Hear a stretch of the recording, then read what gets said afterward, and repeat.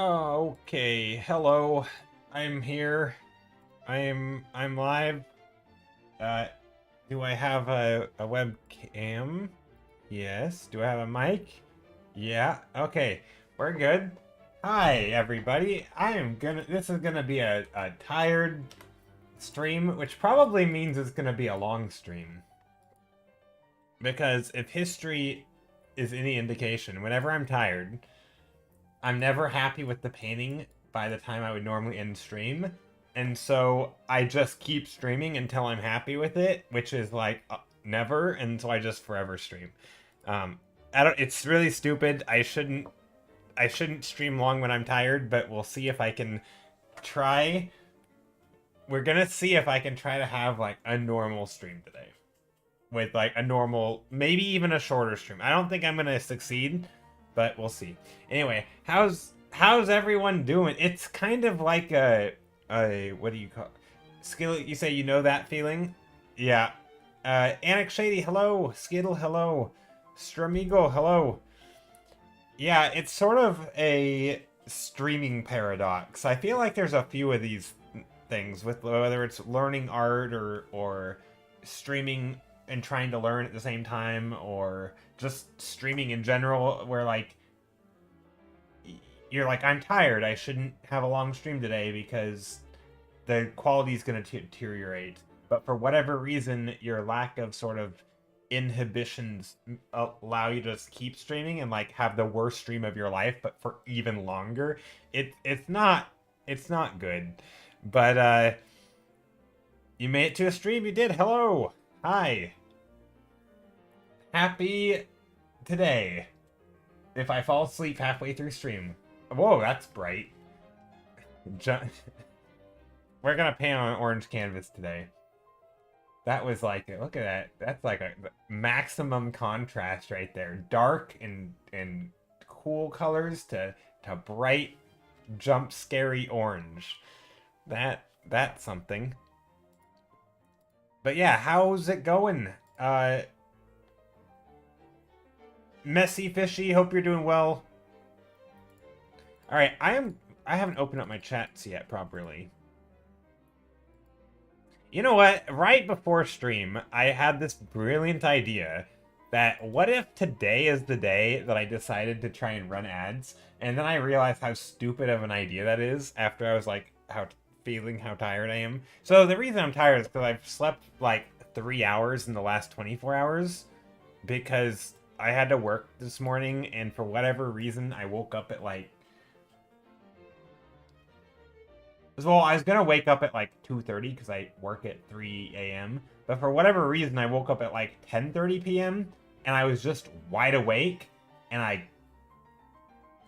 was just awake. So I'm like, this is stupid. So I sat there for a bit, and then I got up, which was also stupid.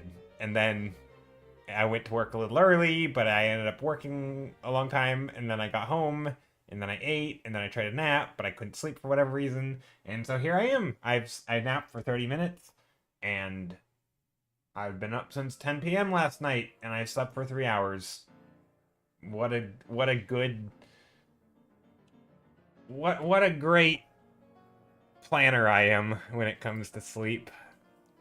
Actually, I do normally plan my sleep and stuff pretty well, but when you can't sleep, that ruins your plans. Oh well. You know what? I will say though, sometimes I do better art when I'm tired. Not always. Sometimes I just do worse. Like my streams are objectively worse when I'm tired. I think. I think that's fair to say.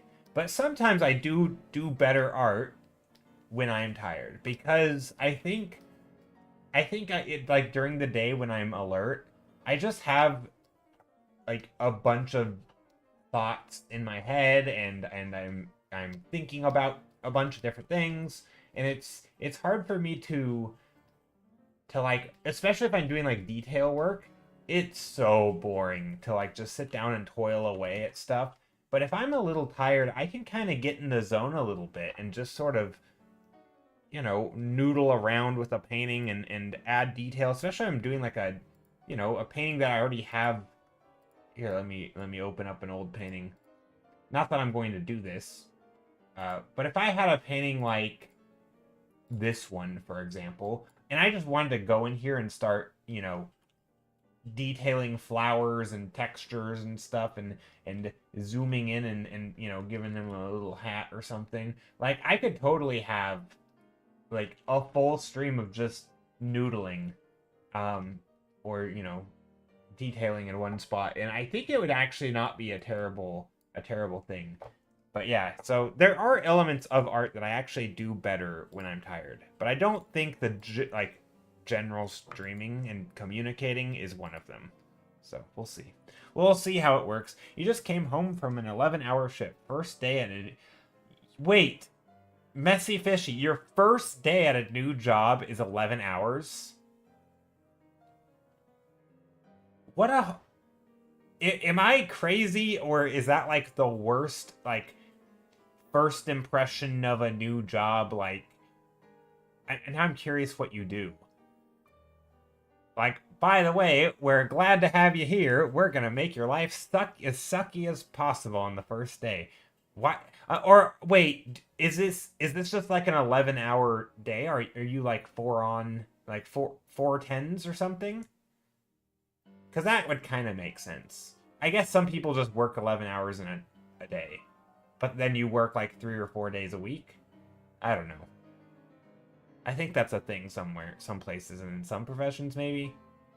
I don't know. Anyway, I hope you're all right after 11 hours of work. I didn't work that long today, but also, I've been awake that long, but, yeah. Just lack of sleep. But anyway, hope everyone's having a good day. I don't want to go rant on about me being tired, because you know what? Being tired's not the worst thing. I'm here, I'm painting, I'm doing art. In fact, I'm kind of like a comfy tired. You guys know what I mean? Like, I don't know. There's something about it. Part-time retail while studying. I will work full days on the days I don't. How in the world? 11 hours in one day at retail is not part-time. Hold on. Are you in the US? Because if you're doing retail, that means they asked you if you want to stay longer and you said yes? I guess that's on you, right? Now, and it's your first day? Something ain't mathing. The math ain't mathing, as they say. How is that a part-time job? uh, I guess you could do like just a couple days or something, but that's a lot of hours for retail. Like, I thought retail is one of the most like regulated. They don't want you to work anything over 8 hours because then they have to pay you overtime, and no retail wants to pay overtime because they would rather just have other people there, because other people, it's easy, fairly easy to hire other people. Now I'm just confused, but that's okay. It's gonna be one of those days where I don't understand what's happening. But anyway, what am I doing today? So let's talk about art. Let's rein myself in here. This is what I did last stream. For those of you who are new to stream or never caught the start of a stream, I always start with a blank canvas, and then I fill it up with thumbnails. I just paint stuff. Last stream we had like an underwater theme, which was pretty chill. No pun intended. I don't think that was a pun. Anyway, it was a pretty cool stream. Lots of blue and cool colors, and and that time I meant cool as in lack of warmth. So like blues are cool, yellows are, anyway. So yeah, cool colored thumbnails, except this one was kind of warm, I guess. And then we took the winning thumbnail after we had a vote with our community. This one won the vote for its colors, I guess, or its shimmery effects. And then I painted on it, and then we got to here. So like an underwater waterfall. It's like some fantasy thing where you have like something falling into the water, and it makes a waterfall effect. Anyway, I thought it was a pretty cool painting. I enjoyed it a lot. I don't know if I kept the shimmery stuff. I kind of deleted all the shimmery stuff and then re-added it. Um, 20 hours split into 2 days, and no, you're in Austria. Oh, okay. Well, that's a long day, but I hope it went well. Okay, so there is... Yeah, there's that. So that's what we did last stream. Let me just put that over there. And then today, we're going to do something similar. I don't have a theme for today, though. What should I paint today? Like, maybe deserts, or...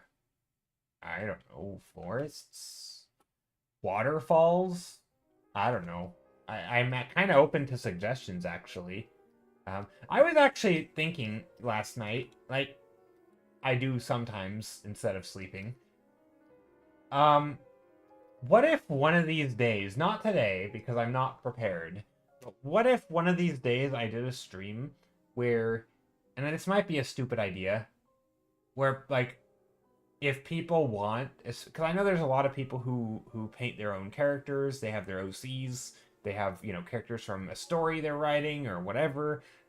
I thought it would be kind of fun if like somebody gave me like a character, maybe they're posed, maybe they're just standing there, and I like paint a background just for funsies, and like I mean it wouldn't mesh with like style, but it would be kind of fun to do like I don't know, like a background. Like if you had a character, especially if it had like a bold outline, like in, you know, like an animation character type thing, and I would just like paint the behind the scene.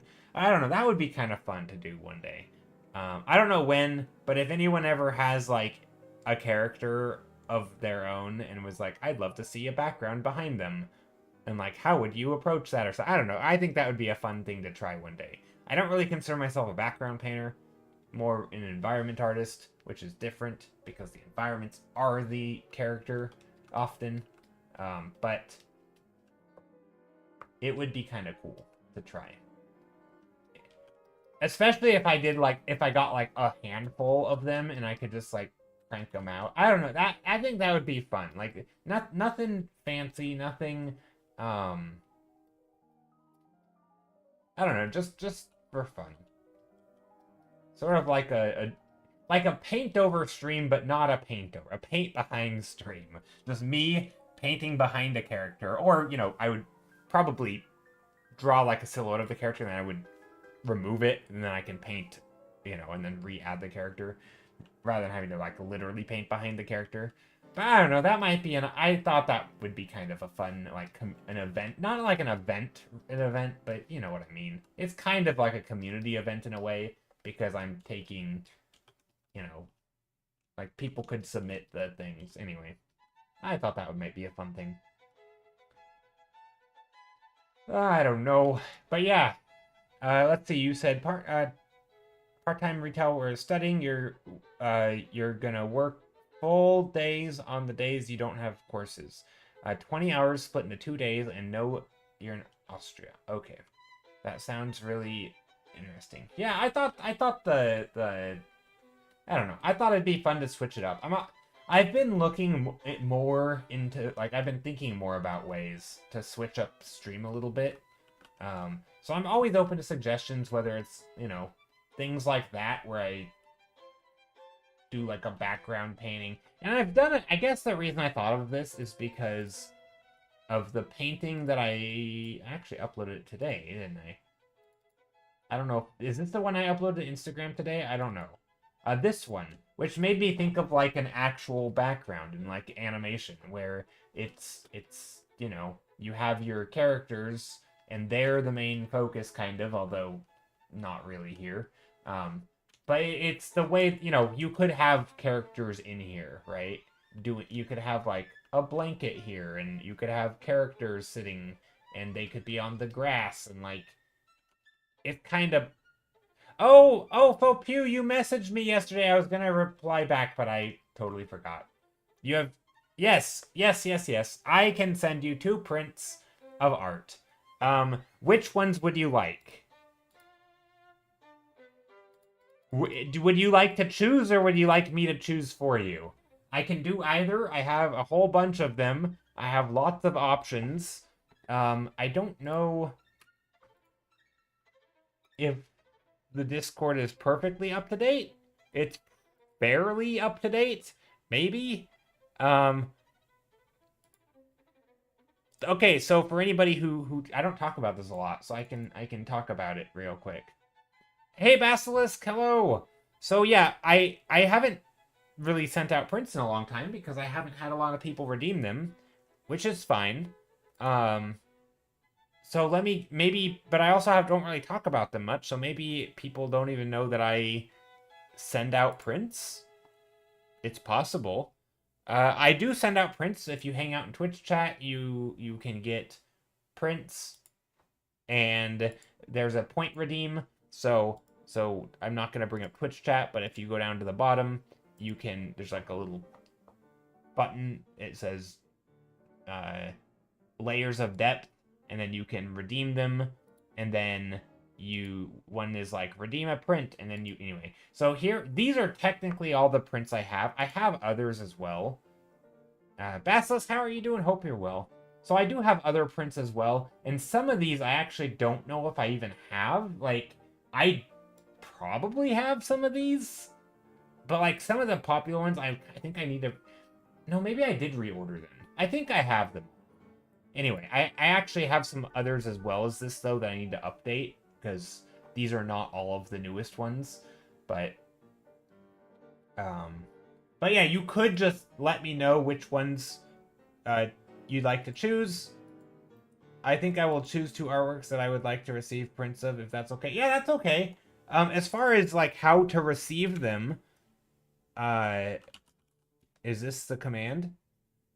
That is the place to let me know where you want your print sent. So I can send them anywhere in the world. They're very small. They're small prints. Here, let me just grab one.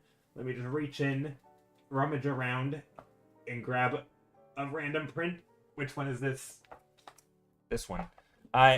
So like, this is not on here, for example. I need to add the prints that I do have. Can you even, is that even visible? I don't know.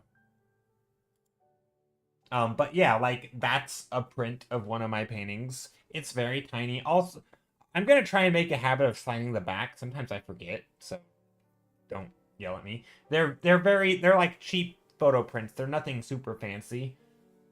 But yeah, just sort of, I mean, they're free, so free for you. So but yeah, stuff like this. Whoa, that's a zoomed in image. What is happening there? Why is it going wacky? What in the world? What's going on? Discord, okay. Anyway, but yeah, so these are the options plus a few extras. If there is something like recent on my Instagram, I think let me see.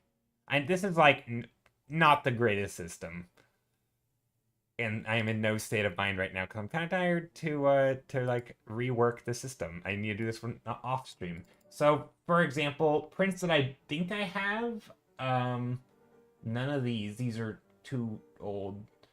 So I have this one. I believe I even have this one.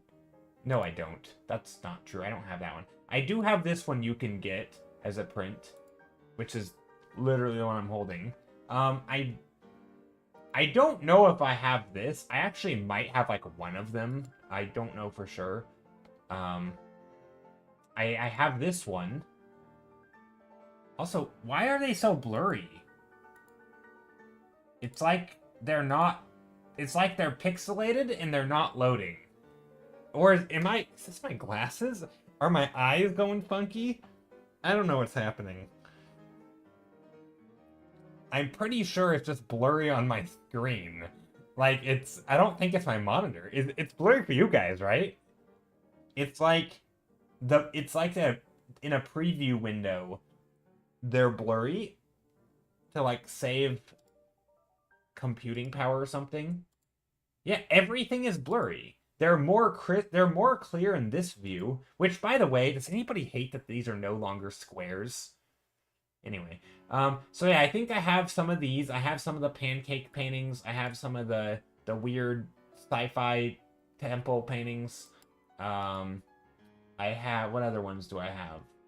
I have this one, this mountain painting, the blue mountain one. I have those. They're not blurry in the actual print form, by the way. And then, yeah, I think those are the only other ones I have that, other than the ones in that I have in Discord. So, and these. So those are all the prints. But anyway, it is possible, depending on which one you redeem, that I don't have one. Like, I don't know for sure if I have any of these. I have no idea. I might, but I might not. So I'll let you know if you try to redeem prints that I don't have. I'll just let you know, or I'll just send you different ones, whichever. I don't know. I guess I'll let you know, and then you can repick. I finished artwork, by the way. Not the one I showed you, but a different. Ooh, Basilisk. I would love to see. I would love to see what you've been working on. But yeah, Faux Pew, what you should do, for redeeming the print is just, yeah, once you let me know where you want the print sent, you could, in the last line of the form, it doesn't say prints, but you could just put the prints in there. So there's like address line 1, which would be like your street, and then there's address line 2, which would be like your city, and your postcode, and then address line 3 would be like your country, right? So you have name, and then potentially like 3, maybe 4 address lines. I think I gave 5 options, so in like the 4th or 5th option, you could just put in which prints you want. So that, if you want to do that, or you could just let me know on Discord. Those are probably the 2 best options. That way I have a way to like track which prints you want. That way they're all in one spot, because I can't really go sifting back through like stream. So yeah, that's a thing. You can get free prints hand signed by me. You even get a little handwritten letter. It's not really a letter. It's more of like, thank you. That's pretty much what it says. It says thank you. Basilisk, love it. Always enjoy seeing your characters. Ooh, let's take a look. Let's take a look. Ah, Basilisk, I love this. That is so cool. I really like how you did this one. I love the blue lighting. That is... Oh, it's so good. You know what? I might do that. I might steal your blue cool light that you did. I'm going to quickly show it on screen. I'm trying to... If you want. Can I share it on screen? I like this a lot. I really love cool lighting. Like a moonlight. It's one of those things... Painting is so... Like, I paint a lot, as you guys probably know, because you're here, and I'm live a lot. There's a lot of habit in painting, right? Where you reach for colors instinctually. The way you mix colors is, becomes sort of... You'd start doing things on autopilot. And one of those things is oftentimes, like, the temperature of my lighting. Like, if I'm just painting an environment, I'm oftentimes just like, oh, it's sunlight, right? Warm light. Or if I'm going to do something like, a nighttime scene, and I'll have, like, a window with a light, I'll reach for, like, the orangey colors, something like a bright blue light, like a white blue light, kind of like this, is just not something that I do much. And every time I see it, I'm like, oh, it looks so good. And it's like, it really stretches my brain to try and paint like that. Anyway, I loved your character. What I really like about this is that there's a lot of little, like, detail where you hand drew every little feather. But then there's these big areas, like on the pants, where it's just... You didn't texture, which I think is a good choice, right? You just have very minimal details. You have a few seam type things, but really it's just a solid shape. Which is really nice, because it's the whole... You don't have this, like, over-textured look. You have these little areas of calms. You have texture here, and then not much there, and even less in this area. Then back to more texture. Then you have these areas of calm, and then you have areas of texture, and then you have, like, you know, or high texture, medium texture, low texture, right? And like this area that she's sitting on is very low texture. Even the sky, right? You have a lot of texture, but then down here you have less. I don't know. I like it. It's a nice variety, and that's something that I feel like. I don't know if I feel like that, and maybe you don't agree with this, but I think you've gotten a lot better at this, Basilisk. Um, I don't know when it was, probably a few years ago, but there has definitely been times where I feel like, how do I say this? This is not an insult, really, but I'm just saying that I think you've improved on this asset. I think there have been times where you have probably, at least to my estimate, gone a little crazy on the details. And everybody likes, everybody likes different stuff, and obviously, you, if you liked your pieces where you detailed more better, that's fine. That's your opinion. But I think this is an improvement. I think the way rendered thing, because this feels like less rendering. Maybe you spent as much or more time on it, but it doesn't look as overwhelming. Which again, it's hard to say that without making it sound like I'm insulting all your other work. Um, but yeah, I really like it. I really like what you did with this, and the lighting's super cool. So that's my hopefully not insulting compliment. Yeah, I get so self-conscious of like even a literal compliment to me is sounding like an insult, and I hate it. I wish I would just like say the thing I want to say and not feel like, oh, I'm gonna say it wrong. Anyway, so yeah, that's a thing. Because like I know there are people who really do love details, and I think there are ways to do them that look amazing. Um, and I haven't quite pinpointed what I think it is. Because like we just rated Carson Druid, and if you know Carson, and he's rated us plenty of times as well, and I've shown his art on stream, but his art is like detailed probably more than anything you've ever detailed, certainly more than anything I've ever detailed. Like, most people have never made a painting or a drawing with as many little details as he has. Like, he goes above and beyond what most people do. But his paintings also don't feel like they're overworked, because I think he still has tightness of detail. Like, it's granted that, the range is very narrow because everything is detailed, but he still has the range of like areas of calm, areas of busyness, and like high contrast and low contrast, and like it feels right when he does it. Um and I find I feel like I've seen very few people pull that off super well. And generally, in my opinion, the solution is like dial back the details. Which again, I think there are ways to do super details though. But I personally, I'm more of a fan of the approach of dialing back the details in some area and leaving them in others. And I feel like kind of what you did. Um, and I think it looks really good.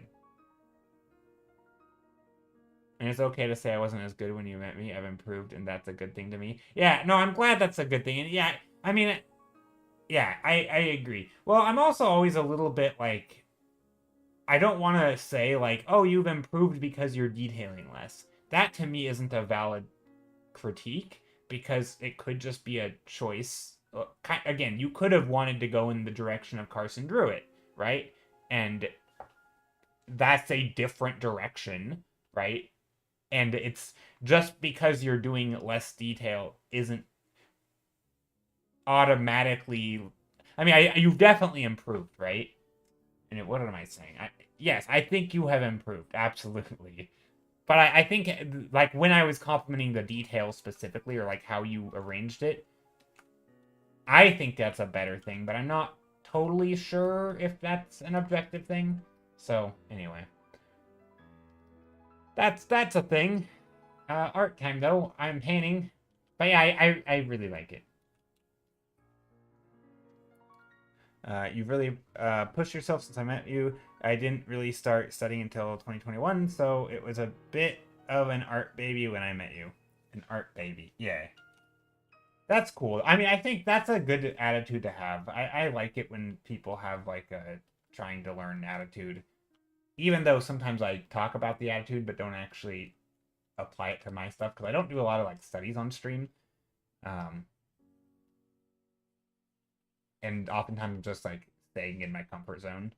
But I'm a big believer of like, yeah, the, being a little critical and not of other people's art, but of your own. Which I think is another thing that bears a little bit of repeating because it's a topic that seems to pop up a lot. It's like having different standards for yourself than others. I don't like to be critical to others. I don't like to put them on the spot too much, which sometimes I do in stream with like using people as a jumping off point for a rant, which I hopefully it never makes them feel too bad. Um, but like I don't really want to like make people feel bad, right? Even a critique, I want to do it in the nicest and kindest way possible because I don't, especially if it's like somebody who I don't know exactly what their goals are or where they want to be or what they're they aspire to be, and like everybody has different goals with art, and I don't think it's my place typically to be like, this is what you have to do. Like, who am I to say that? But for myself, I can be like, this is not where I want to be. This sucks. Like I could never say that to someone else because I don't know for sure, and they haven't. The communication isn't always as clear. So anyway, you like the palette in the first thumbnail on stream. Thank you. I kind of like it too. I'm playing around with different stuff. You know what we can do? We can slap some colors. I don't have a theme for today like I did last stream. So I'm just gonna maybe put some random colors in here. Lots of different stuff. Maybe some gray paintings. I don't know.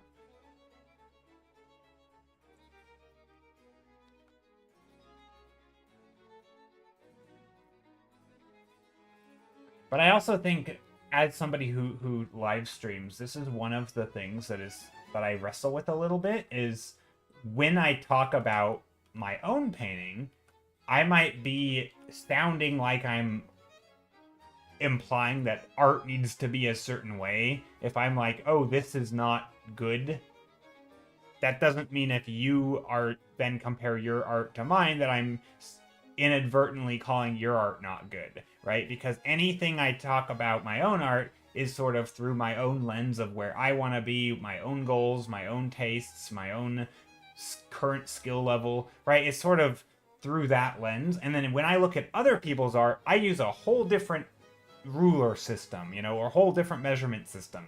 It's a like I don't think everybody needs to do what I'm doing, right? And like I'm not drawing characters, so or I'm not. Certain people's art has more storytelling in it than mine, or mine obviously is environment art, and like, or just like there's just different things. It's different goals, different things, different amounts of time painting. There are people who come in who are a million times better at what I'm doing than how I am. And like I don't know. I view other people's art as their art, and then my art is my art, and I don't know. It's a weird thing because I think the language can get a little confusing if you always listen to someone's like inner thoughts, and suddenly it's like easy to like, because like when I listen to people talk, I actually feel like I can get a lot from trying to understand how they think about their own work and like that mindset. But if you apply it poorly or to yourself, it can come off sounding really like harsh and judgmental and like what a toxic attitude. And so it's just something that I kind of grapple with a little bit on stream and like communicating that concept of you know, having different standards for you than what you think other people ought to do. Like, I don't think other people ought to do anything with their art. They can just paint for fun. They can do whatever, and I think that's all awesome. And I genuinely believe that. Um, so yeah. Anyway, just want to throw that out there in case anybody ever wants to share art. Don't be thinking that like you have to be striving for, I don't know, a career in comics or something. I don't know. Okay, rant over. Drinking my tea.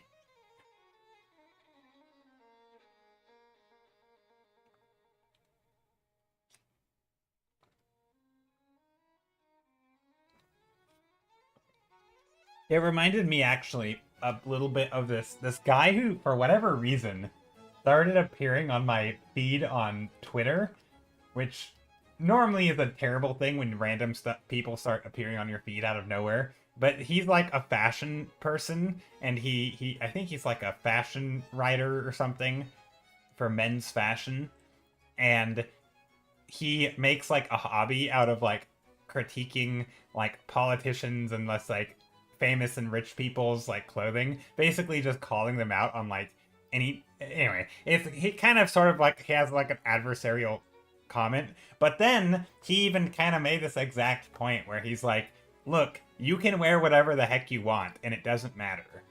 Like if, like he cares a lot about fashion and he has views on it, but like he's not gonna think less of you as a person because of your choice in fashion, right?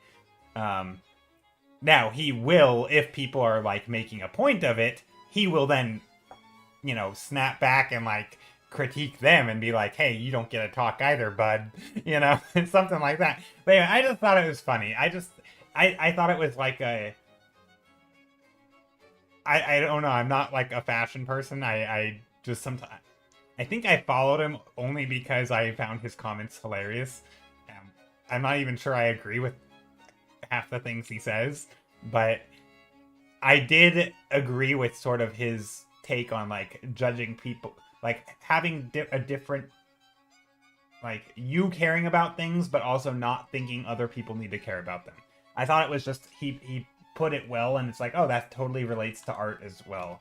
Like I might care a lot about art and stuff, but not everyone does, right? It's kind of like I think a lot of like movie snobs would benefit from this particular Instagram uh, uh, it's not Instagram, sorry, it's Twitter. Um, I think a lot of like movie critics and stuff would benefit from like his style of communication. Like, I might really like this movie, but also you don't have to just because I think it's, you know, a good movie, or I might think this movie is awful for a whole bunch of reasons, but I can acknowledge that it's really fun for people and they can like it if they want. Like, you know, you don't have to look down on people for liking a thing just because you don't think it's good, right? Like, that's, I don't know. I thought it was just a healthy, good take on that kind of thing. But yeah, what am I doing today? I don't know. Just painting. Just painting. You know what? Let's do a scene, a couple scenes from like Almost Above. What if we did that? That'd be kind of cool. Wouldn't that be cool? I think that would be cool. So, like, almost above. We're looking downward, kind of.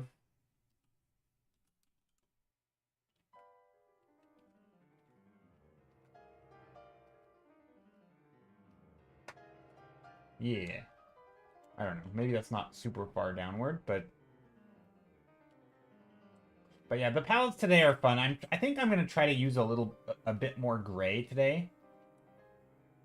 Speaking of, maybe that's an opportunity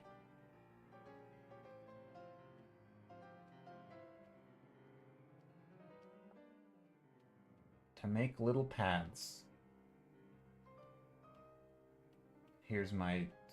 I'm just making some texture. I don't know if this is going to look good, but let's try it.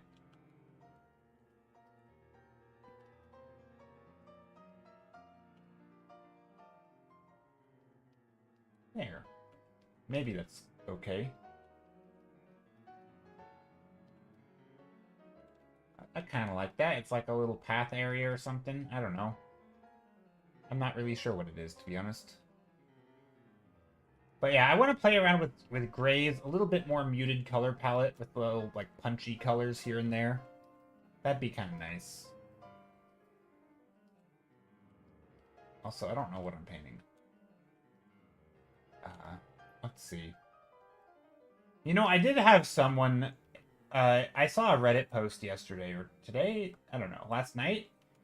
Somebody was because somebody was talking about how they always set up their paintings in two values, in like a dark value and a white value, or a bright value, kind of like the no tan type way of painting, where you're blocking out sort of a graphical read of your thing,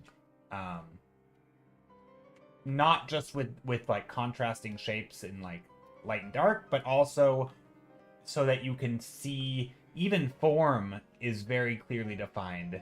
And so it's not just like silhouettes, but like you actually have like the light is going to be in this shape and in here, and it's going to be on this object, and like anyway, it's like a whole thing. It's a way to map out your values, and like, you know, if you can tell what the image is in two values, it's probably going to work when you start adding your midtones and stuff.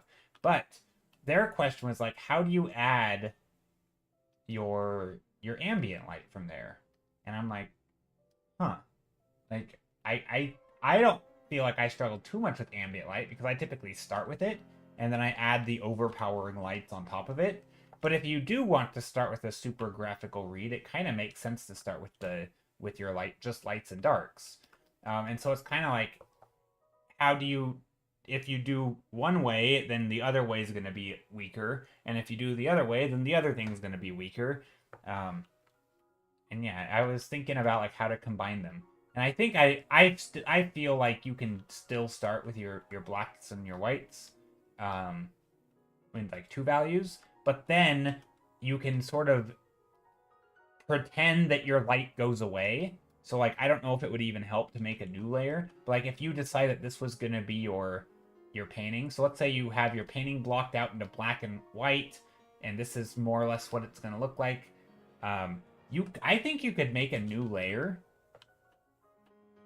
and you could delete all of your light colors,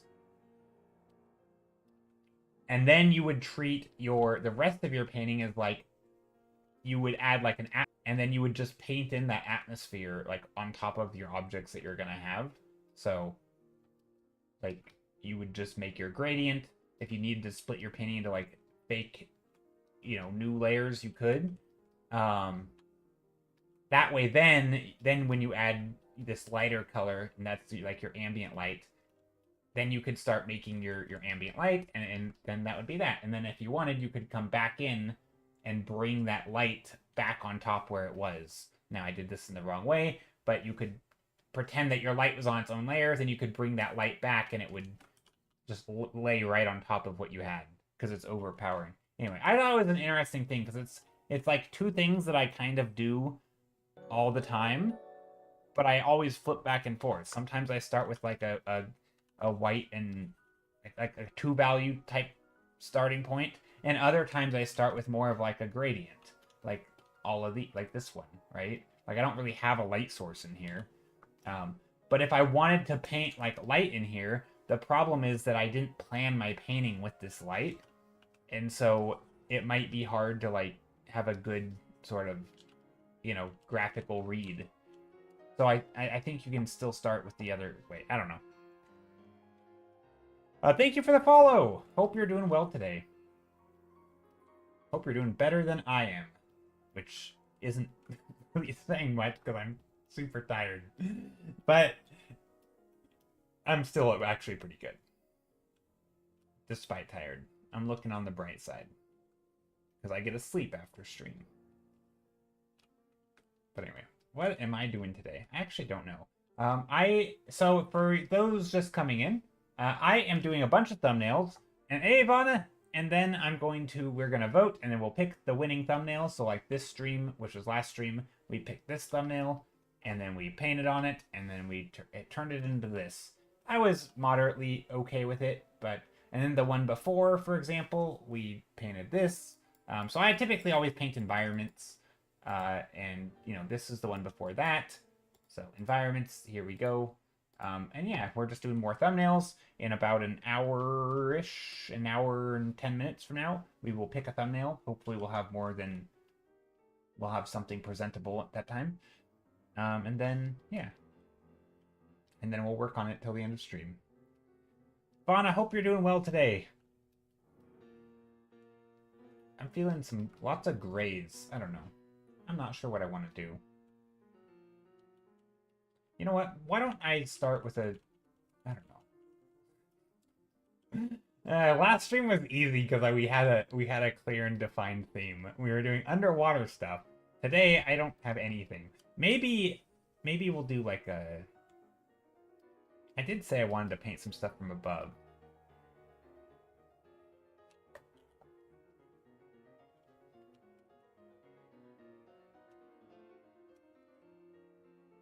I don't know. I'm just gonna do some simple stuff.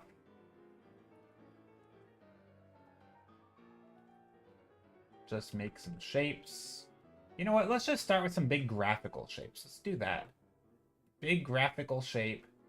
Little bit of light. Little bit of mid-value in here. A little bit more light.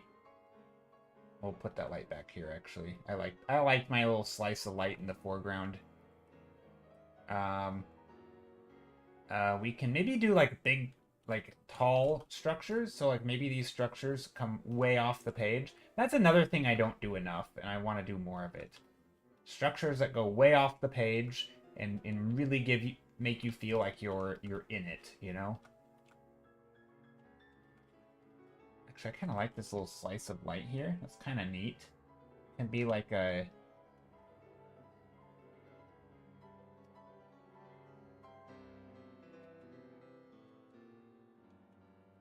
This kind of feels like slate type.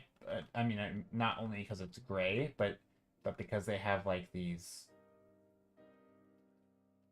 I don't know. It's kind of cool. Anyway, there's that. Maybe there's some bounce light here. Maybe this is getting some warmth in here from something. So there's some warmth. And that could be like a focal point. It'd be kind of neat to have a little bit of texture and color. Maybe some blues. Oh, that's too blue.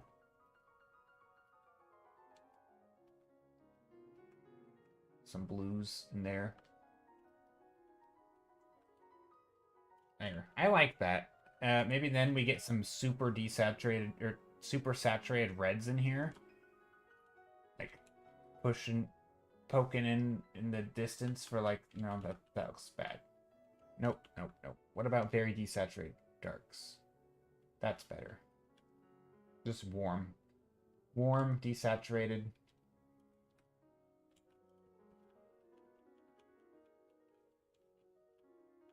Not too much, though. And then, what if this is, like, quite warm? We put a little bit of...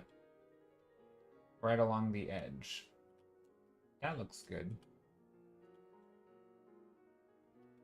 Do we have another one of these back here? Kind of like that, actually. We have, like, three layers. Although I feel like we need a better shape here, don't we?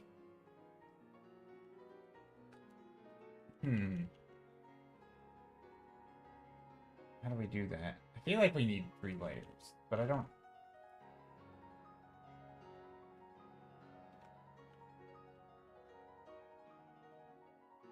I don't know. I'm trying to make like small, medium, large shapes and just make them look interesting. Maybe something like that. That could work. And I don't know what these are. It could be something with like writing sprawled on it. We could have like what's the thing? I want to say lorem ipsum. We could just have some lorem ipsum writing where it's just like your default text your placeholder text on here. I think that'd be kind of funny.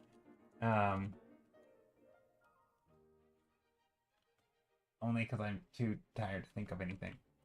I could just make up like glyphs and shapes, so we could do like my classic lines and dots. Just random lines and circles with lines coming out of them, and it just making like little scrawlings.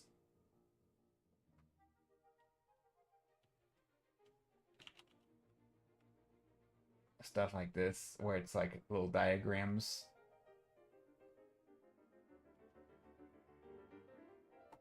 And it's just like, you're not even really sure what it is, but it kind of looks like it could be something.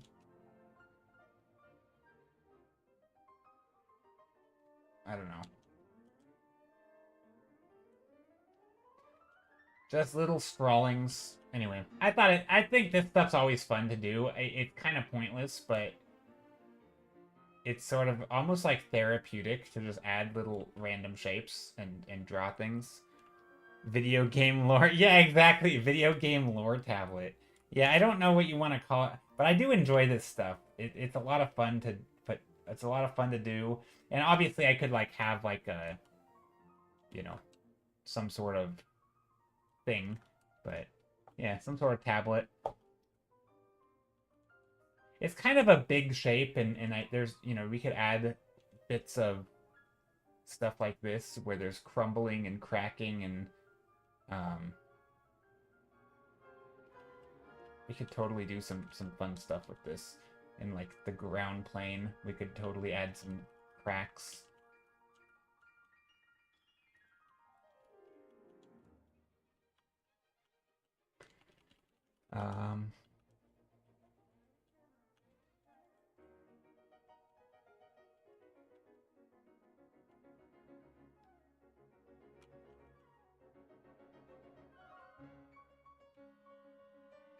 Stuff like that, where you just start to get some cracks in here. Oh, maybe this could be a little lighter. I don't know. These shapes kind of merge, but anyway.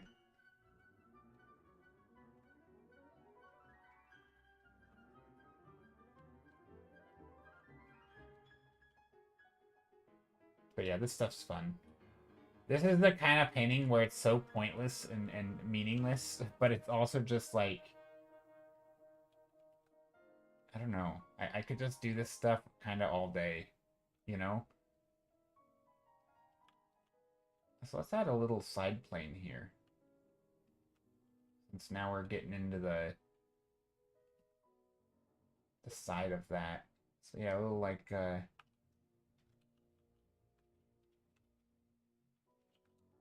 does that work? Kinda. There we go. Meaningless maybe, but fairy. Yeah, I mean, that, you know what? You have a good point. Meaningless, it's not meaningless because it's fun. And fun is the meaning of, you know, fun can be the reason you paint. And actually, it's also just potentially good practice for drawing, you know, cracks and you know, shapes and forms, and adding gradients and lighting to stuff. I mean, there's definitely things you can get out of it, right? It's not a totally useless exercise. I think if you think of it as an exercise, it's actually can be quite valuable. You know, you paint some super primitive shapes, you know, a cube, a cylinder, a bunch of flat sandwich-shaped things, you know, just like little slices of rock. And then you do some texture, and maybe you're not amazing at rock texture, so you have to go and like bust out your references, and maybe you want to do some material stuff, so you start, you know, you're drawing little things, and or it's a, you know, practicing shape design of you know, large shapes and, you know, medium shapes and smaller shapes, right? And so you want to go in and do that kind of thing. I think that's always a fun opportunity, and I shouldn't have made fun of like that kind of painting, because it is fun, it's useful, and I think it's just, it can look good, you know. If you had like a story And I mean, I just imagine you were making like a card game, you know, and you had, you know, maybe these aren't like in Magic the Gathering, right? They have creatures, which are like the creatures and spells are like the bread and butter of Magic the Gathering. But they also have like artifacts, they'll have little trinkets and things that are like, well, they're all artifacts typically, or enchantments that are not art, you know, they aren't creatures and they aren't spells, right? So you don't get like the big actiony storytelling stuff, but it might be like an old dagger. It's just a dagger. It shows texture, shows intricacy, but it's just a thing. Or you might have an old tablet, you know, you might have you also have environments like, you know, well, yeah, you literally have environments in that game. Uh, on land, right? They're land art. So yeah, I mean, I think this kind of thing isn't useless. There is a place for it, and I think being able to, you know, paint this to me feels more like proppy, right? It's almost like a prop. You know, you might have an entire environment, and this could be like a zoomed in version of it, where you start showing individual stones, or I don't know. There's definitely a place for it, and you should never feel bad for painting, you know, just having fun. Even if it's not like as groundbreaking as some of your stuff. Maybe I'll do a bunch of stuff like this today. That would be kind of fun. Can I do one thumbnail with it zoomed out?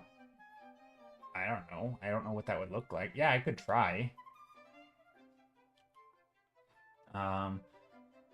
Now I'm thinking, like, would I want to do it from above, right? Or...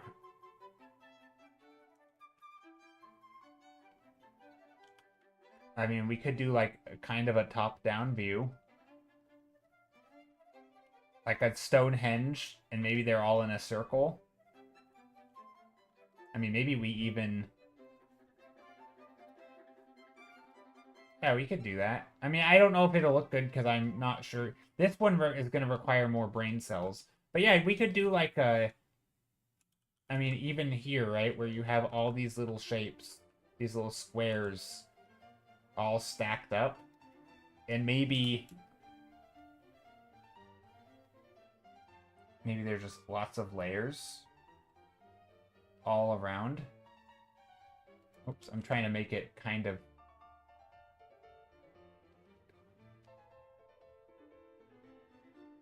I don't know how well this is going to look, or how good it's going to look.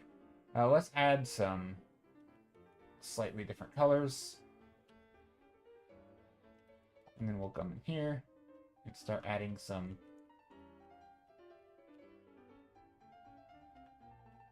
Yeah, that's not a bad idea, though, to do a couple zoomed out.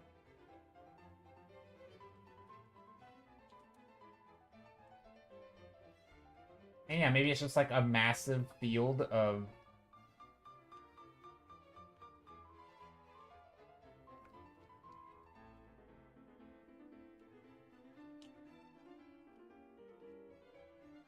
I mean, we could do like a circular thing, right? So you can see the tops of them here.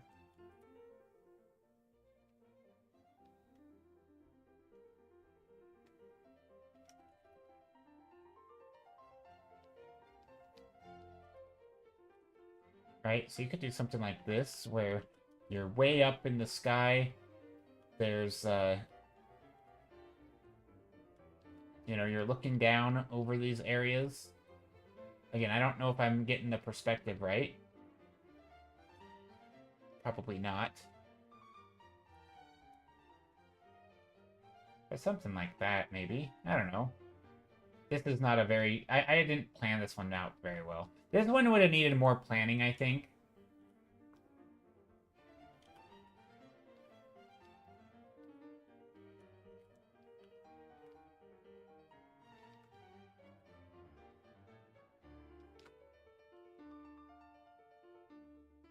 But yeah, I don't know.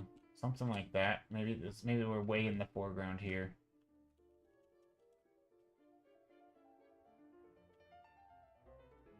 It doesn't look good. I don't like this one at all, but that's kind of... I mean, that would be a version of it where you have, like, things sticking out up here.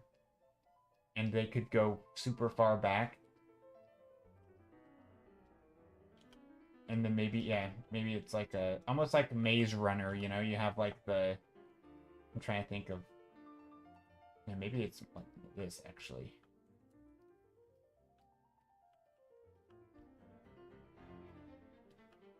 So we're looking up over the tops of these.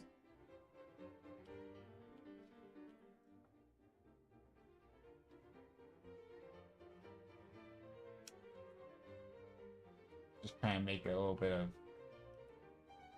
something like that, maybe to help give a sense of scale and perspective could be fun.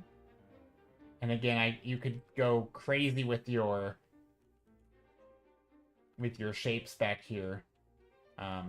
You could probably even push it downward a bit and to like get a better view upward. Sort of just like almost crop it and just go like that. And then really push the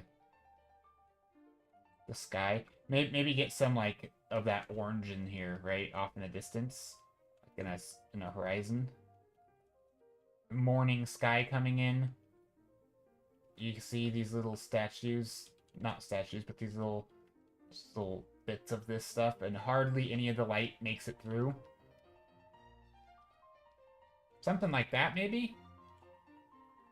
That's kind of probably where I would go if for like a first draft of like what this looks. It needs characters, I guess. I don't know if it needs characters. It could definitely be a standalone environment thing.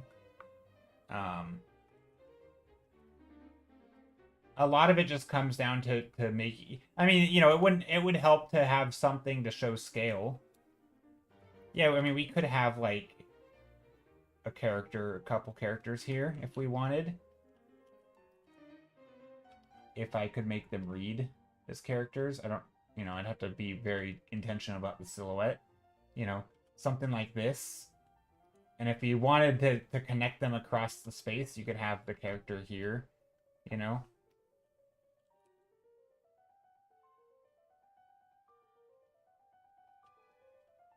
But I don't think I actually want a character here. Right? So, like, here's our characters. Here's the big stuff zoomed in. Right? It could even be this exact one. But I think... I don't even think the characters are necessary. I think this could help give a sense of scale. Also, if we did, like, if we wanted to put these glyph thingies on it and they're glowing, right? You could just make them illuminated and very, very scrawly, and I mean, you could get away with it like that with a lot of texture and detail. So that's how I would approach it, at least for the first one. Yeah. But I think for a first one, and, you know, again, maybe we would play up the. I mean, you could go in here right with the shapes, but maybe I would show all the breaking and the cracking a little bit more. Maybe some of them have fallen over in the distance. And this is where you could start adding some story, right? You can show that some of these are crumbling because they're old. Maybe some are in good condition. Obviously, I would do a lot more with atmosphere. I would do a lot more with shape design, right? There's tons of stuff you could do back here to make this look really interesting and compelling. But I think in terms of, like, you know, here zoomed in, here zoomed out, I don't know, this kind of works. Maybe we want another one in the foreground up here. Like that.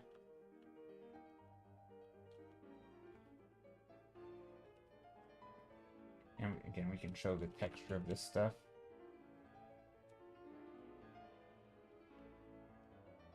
But again, I'm not going to render all of this because that's not important.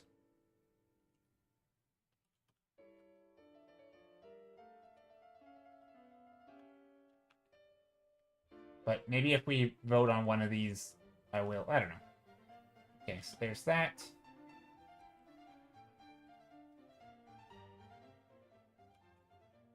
But yeah, so there's those. What else could we do? Let's do a couple more. Have I really only been painting for an hour? I feel like I'm kind of on a roll today. I don't know. I like those two thumbnails. That was a good idea, the zoomed in, zoomed out version. I will say it's definitely harder when you are first you're just painting something because it kind of looks cool and you're having fun with it, and then you're like, oh, what would it look like zoomed out? Then you're like, now I actually have to think about it. I have to use brain cells to like figure out how to show the scale. Do I want to show it from above or below? You know, if I show it from below, then you're not going to be able to see anything. So I have to do like a zoomed out view. You have to start thinking about perspective and being intentional. I like this kind of work. I would, man, that would be like a dream job. Is sort of, I mean, basically just environment concept art, just but like early stage things where you're showing like lots. I don't know, where it's not like not designing the nitty gritty, but more like big scope stuff, like early stage. I don't know. I think it'd be fun. I mean, I wouldn't mind the nitty gritty stuff either, but this is not that. But anyway. Yeah, that's cool. What if we did like I mean, maybe we could do like if somehow we did the same thing like this and we had 3 options that are all like zoomed in, zoomed. That's ambitious for today though, for the next hour before we get on to voting and picking a thumbnail. I mean, I have a hunch we're going to end up picking this one because it's hard to imagine that with me rambling, I'm going to end up painting something better than that, but we'll see. Never count it out early.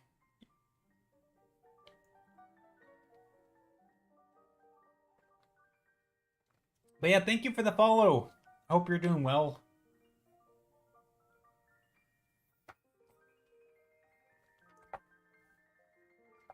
Okay. I think I'm gonna let's. I still think grays. I'm feeling gray. I don't know. It's just something about it. The mood, but kind of cozy also. I don't know. It's like a cozy vibe today. I'm feeling just like a lot of random geometric shapes and rocks. It's something about doing this painting and it just got me in the mood to do more stuff like this, where it's extremely simple, nothing really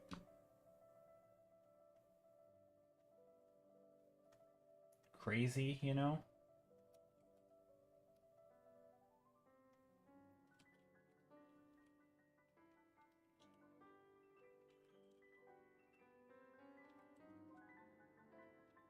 Little stone things. Little shapes. What else can we do? I like the idea that maybe there's some sort of tree thing here. Maybe it's a giant tree. I like the idea of bringing the shapes way off the page, though. That's always nice.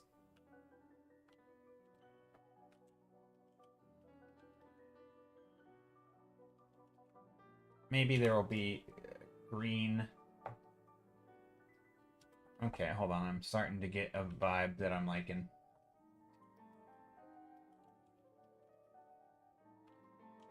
Okay, so there's some light. These shapes can go away now. I do like the okay, hold on. So maybe we have a hierarchy of these pillar things, but back in the distance, and then as we get closer, they can be down below our vision maybe. And maybe this stuff is in the shadow. This is feeling like a graveyard. This just looks like a graveyard, doesn't it? Am I just painting a graveyard now? Like a big tree in the center of a graveyard with little tombstones. It's a little spooky.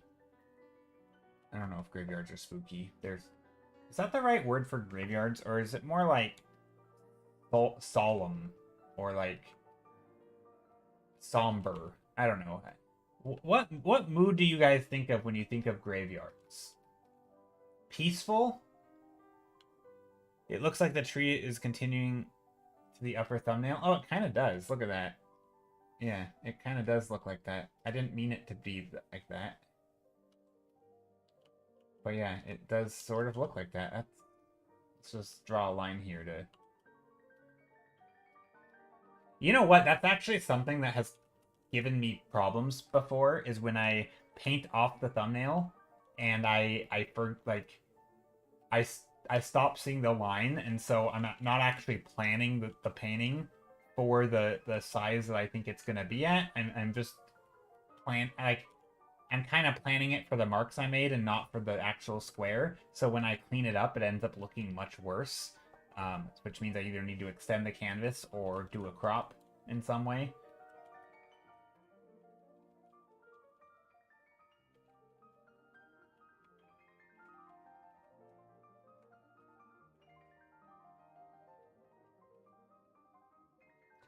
A happy accidental tangent. Yeah, yeah. Accidental tangents. Oh boy, tangents. That's a whole topic. I feel like I think tangents are one of those things where it's almost just fun. It's like the Where's Waldo of painting, because they inevitably crop up because they're typically not the main thing you're thinking of. Because you're generally thinking of other things in art, like your values and your overall mood, and bigger compositional things than the little tiny things. And then you always you just find them like at random times, and you're like, oh, there's a tangent. Look, I found what it's. I kind of like it. It's honestly, of all the things you can go through in your your checklist, your mental checklist when you're painting, like, is my perspective right? Did I get my values right? How are my edges? Are all the shapes clearly readable in the areas that I want them to be, right? You can go through the list. Tangents are like kind of at the bottom, but they're also kind of fun because it's like they're sort of easy. Typically they're very easy to fix, right? You have, for those who don't know, a tangent would be like if you have a character, or maybe two characters, and one of them has their hands sticking up in the air, and they're like, yay, and then the other one is just standing here. But because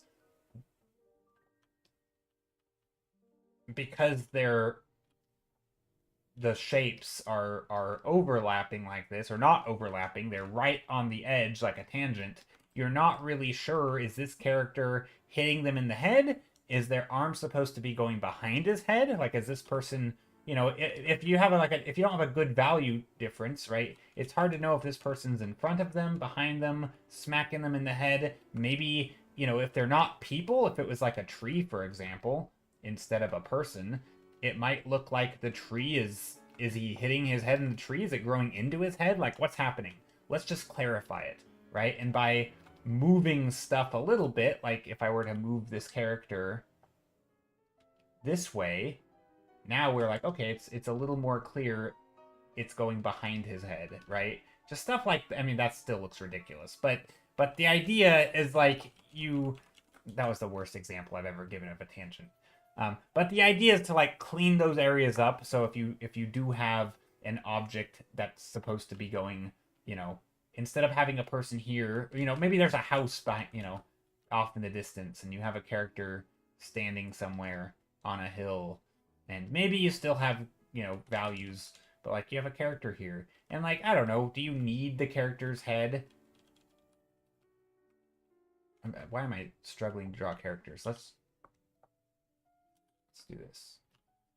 There's my character. Like, do you need the house to just perfectly go straight there? Or like, could you maybe make the shape a little bit more appealing and remove that little bit of tension there where the house seemingly is going straight to his head? Maybe you can remove that tension by like, reshaping the house or bringing it down a little bit, and just something like that, where it goes now behind him. It wasn't really that there was confusion before. It was more that it was creating an unnecessary point of tension. And now you have, and even this, right? Now it's like, oh, he has a beak. That's not good. And like, sometimes there's unclear things, right? Also, the houses aren't, they typically have a base. But, like, it just can clean things up, right? You know, or if there's, even on the edge of the page, you know, if the house would naturally look like it's going to end here, like, maybe push the whole thing this way so that it's you know, it's more off the page so that we know that the house didn't just end there, right? Whereas before, maybe the house did end there, and this was just a weird edge of the page and also the edge of the house. But, like, is this the edge of the house, or is this just the edge of the page? We don't really know because it's cutting it so close. So sometimes tangents are just, like, the whole point of, like, cleaning them up is just making things a little bit more intentional and obvious of what you meant. Now we know that this house indeed is going off of the canvas because we know our house isn't this weirdly shaped, right? This is still a very weird thing, but anyway, that's what we mean when we say tangents.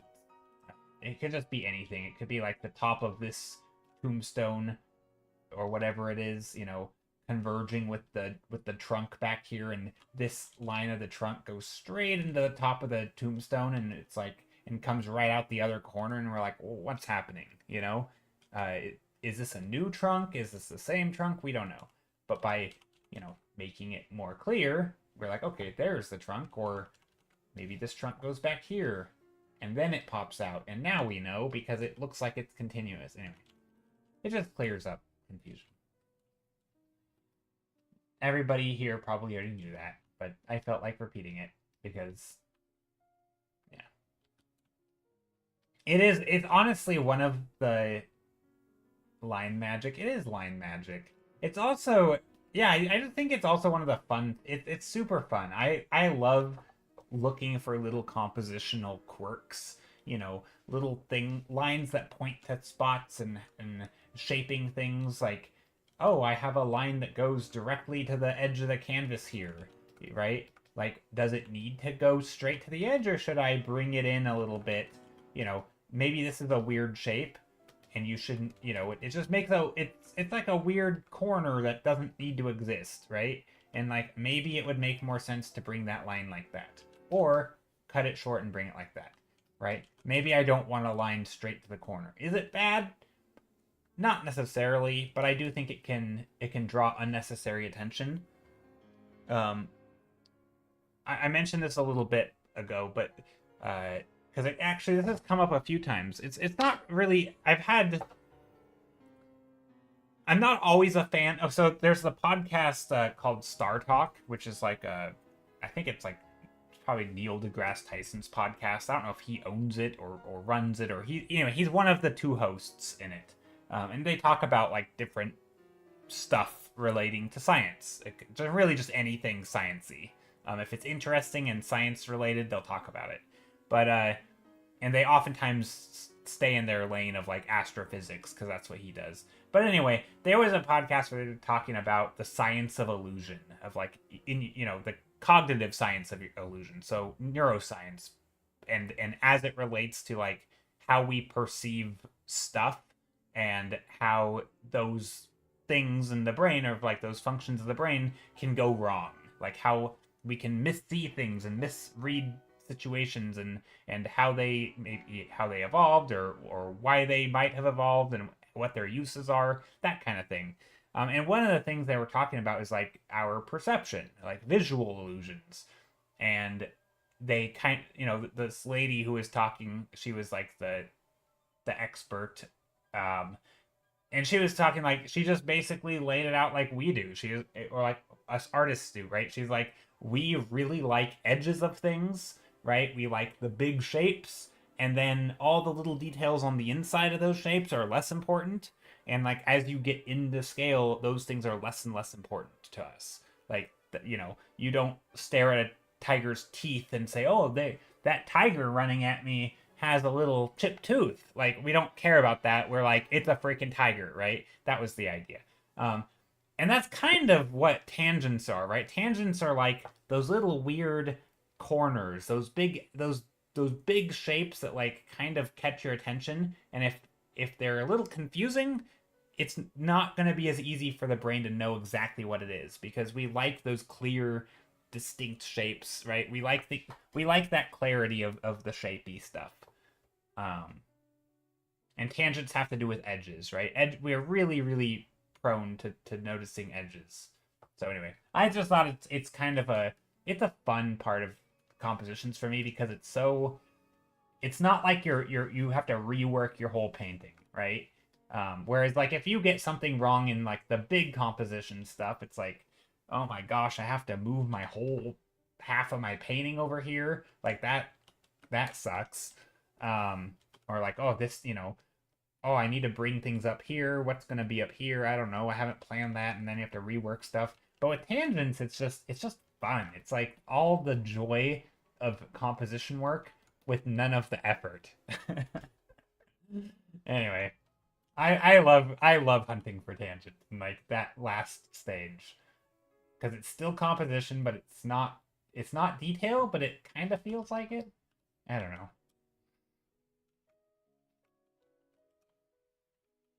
So yeah, tangents, they're great, but also not.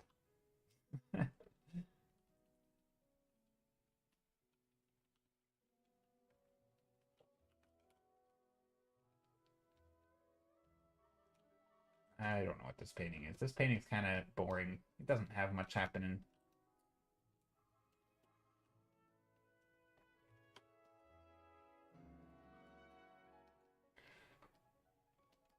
But yeah, I love. I think even as a kid, one of my joys, and it probably is why I do art today, a lot of it, is just I've always loved little like brain teaser puzzles and illusions and like magic tricks. I love that stuff. It's always, I don't like to try and like read too much into like personality and be like, I like this stuff since I was born, and like, I think there's probably lots of environmental factors of why I like the things I like. Um,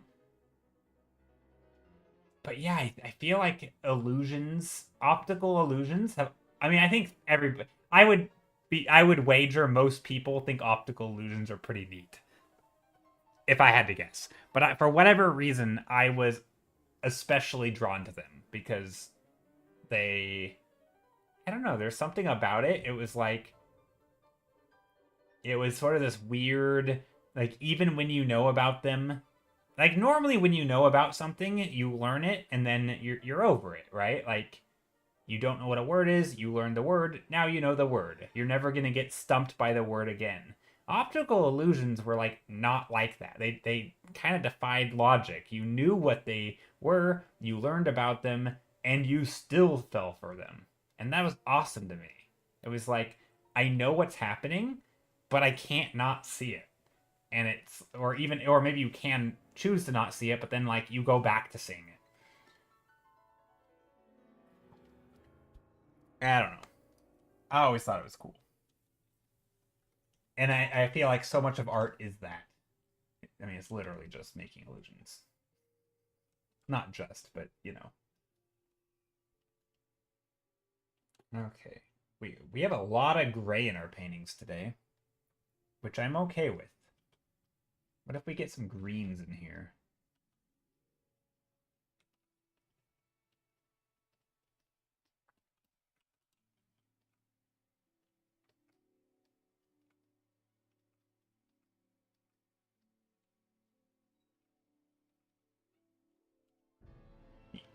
I was just thinking.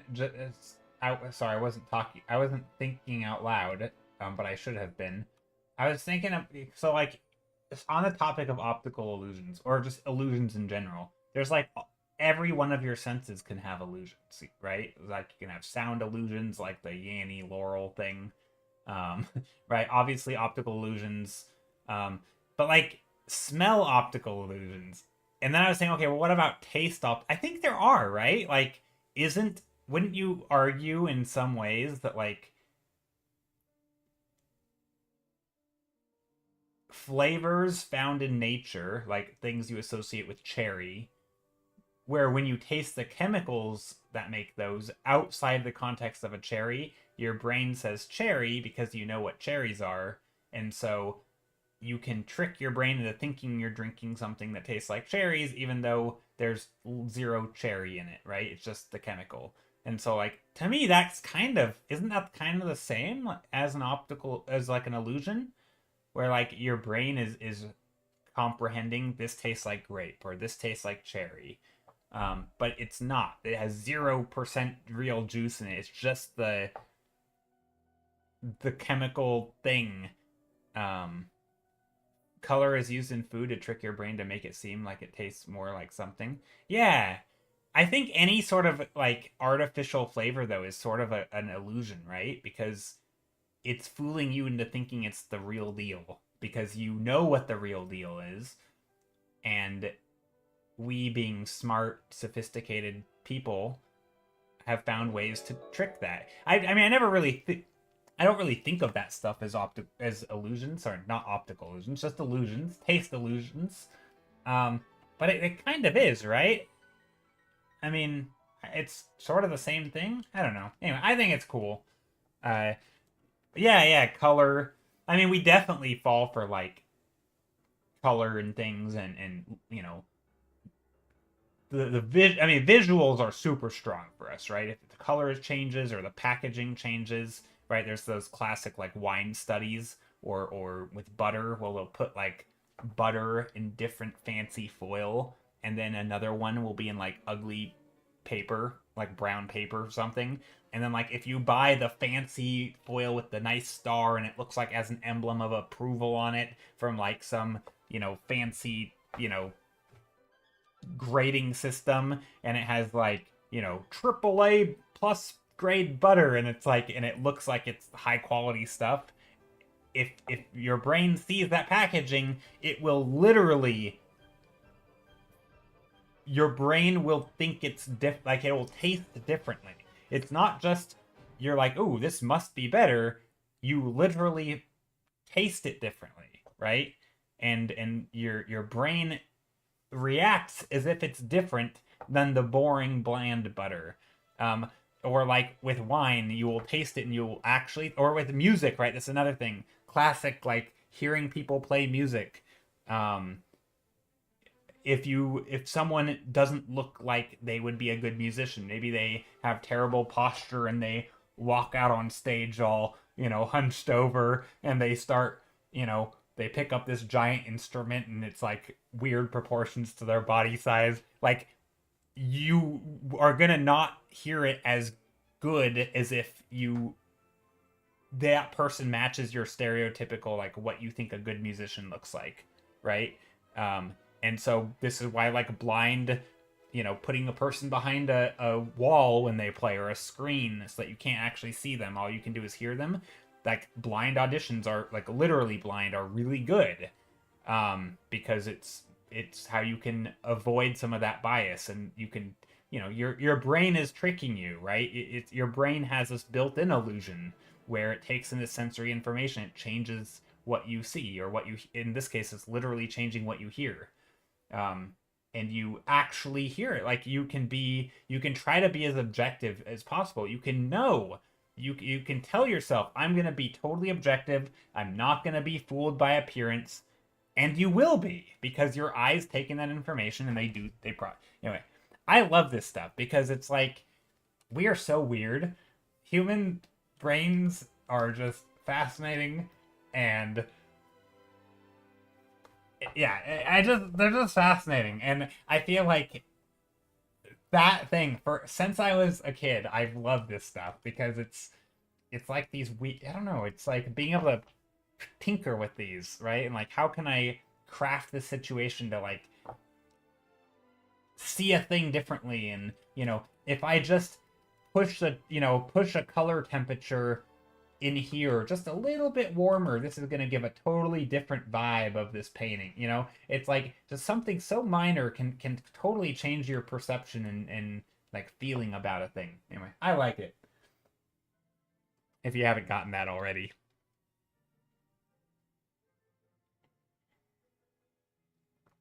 interesting things to talk about. Yeah, but I repeat myself a lot. I've told all these examples before.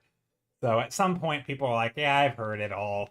But I do try to constantly, stay up to date on stuff and read things, and like I like these topics, so I do engage with them and try to keep reading books and stuff on cool topics that I like, or even just different topics, maybe things I don't even know if I like.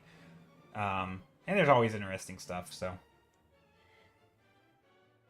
But I think anything regarding like illusions and how we perceive stuff or smell, or sense things in any way, that's pretty much a surefire topic I'm gonna enjoy. So anytime there's like a new book on it that's like seemingly actually new, not just like a remixed version of one of the other books, which there's a lot of.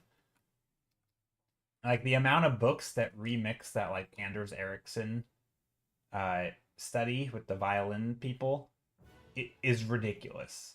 Like ever since Malcolm Gladwell, well, it was did he? I don't know whose book came first, if Malcolm Gladwell's book or Anders Ericsson's book. I think Anders Ericsson's book came first because he literally did the study, him and his team of people. But anyway, he wrote a book and he had a bunch of different examples. It wasn't just one study. He had like a whole thing on like performance and learning stuff. And then Malcolm Gladwell took like one study and then popularized it. And then everybody started writing about this one study. It's like, okay, like it got super popular. Anyway, I just thought it was funny. But so like the amount of times I've read a book where like they basically say the same stuff and cite the same studies, that can get a little old.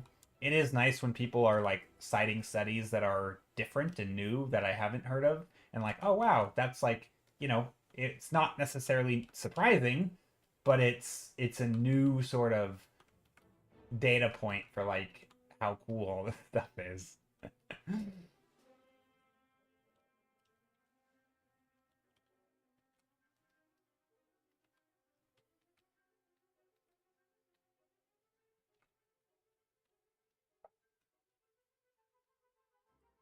Ooh, you know what I haven't listened. There was a while back I was listening to a podcast pretty regularly called,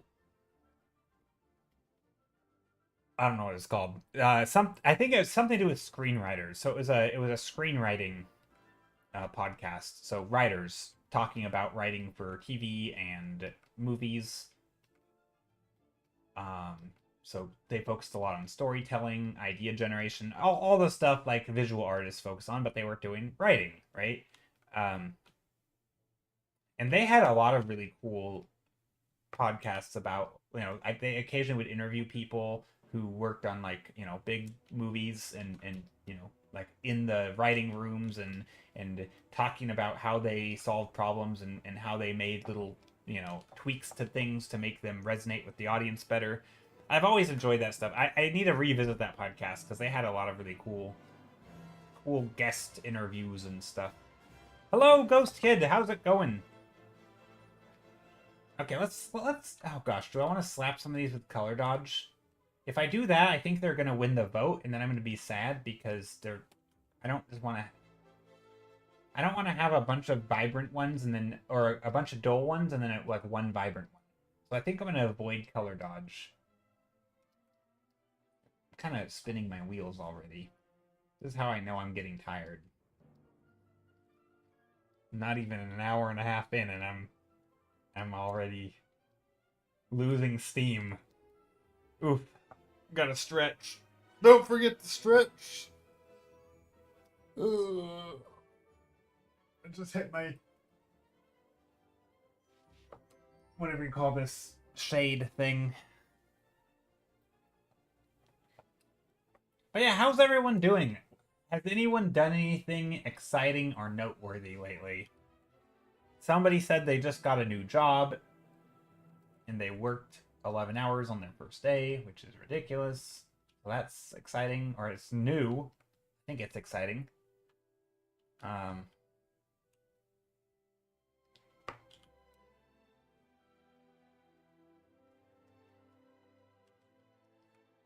yeah.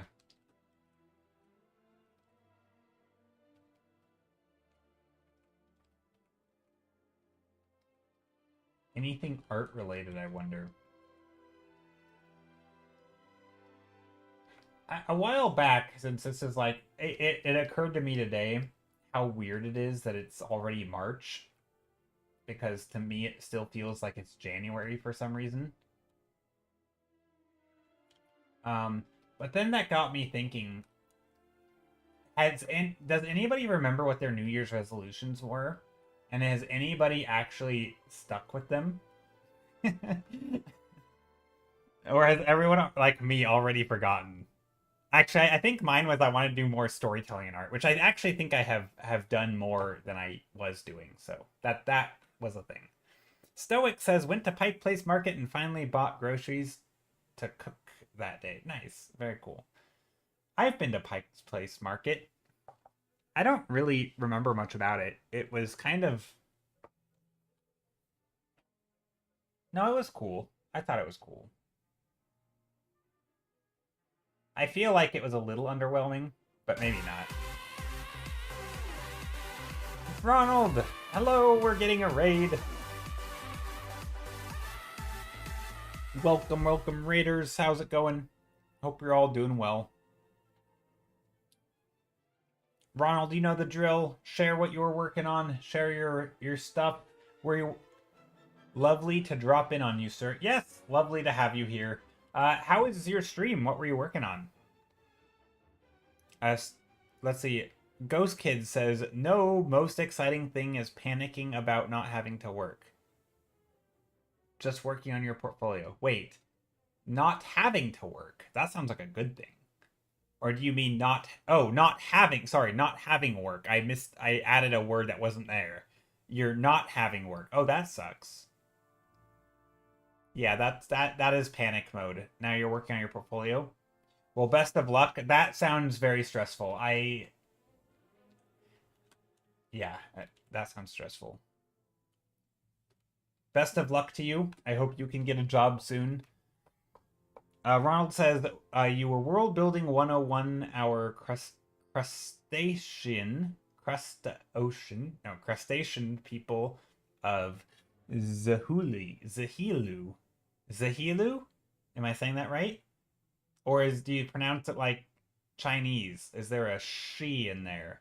Shihilihu. I don't know how to say that word. I'm always bad with words with X's in them. But I assume it's pronounced like a Z, probably? I don't know. Anyway, so yeah, for those who don't know, Ronald does a lot of super cool world building stuff where they have an entire world. They have all these different biomes and cultures and tribes, and they have a whole world map, and then they will find, I don't know exactly your process, if you like find a gap and say I want to paint, you know, this tribe and this continent or whatever, and these certain types of creature, because I haven't painted those yet. I don't know if you do that or if you just start making stuff and like this could be in here, and so. But either way, it's very cool. He has a entire compendium, if that's the right word, of creatures and designs and worlds and biomes and all sorts of stuff. It's really cool. I love this. I always love your work. Also, this is so colorful. This is super cool. I love the colors in here. Look at these neat repeating color gradients and patterns. Role as Emperor. Ooh, oh, one thing I was gonna ask you about, because I got back into Magic the Gathering lately. I've been playing on Magic the Gathering Arena. And one of the things that Magic does that I think is kind of cool is they will have like a generic creature type, but they also have what are called like legendary creatures, right? And they'll basically creatures with names, right? So like this, if this were a Magic the Gathering character, this would be a legendary creature because he has a name, right?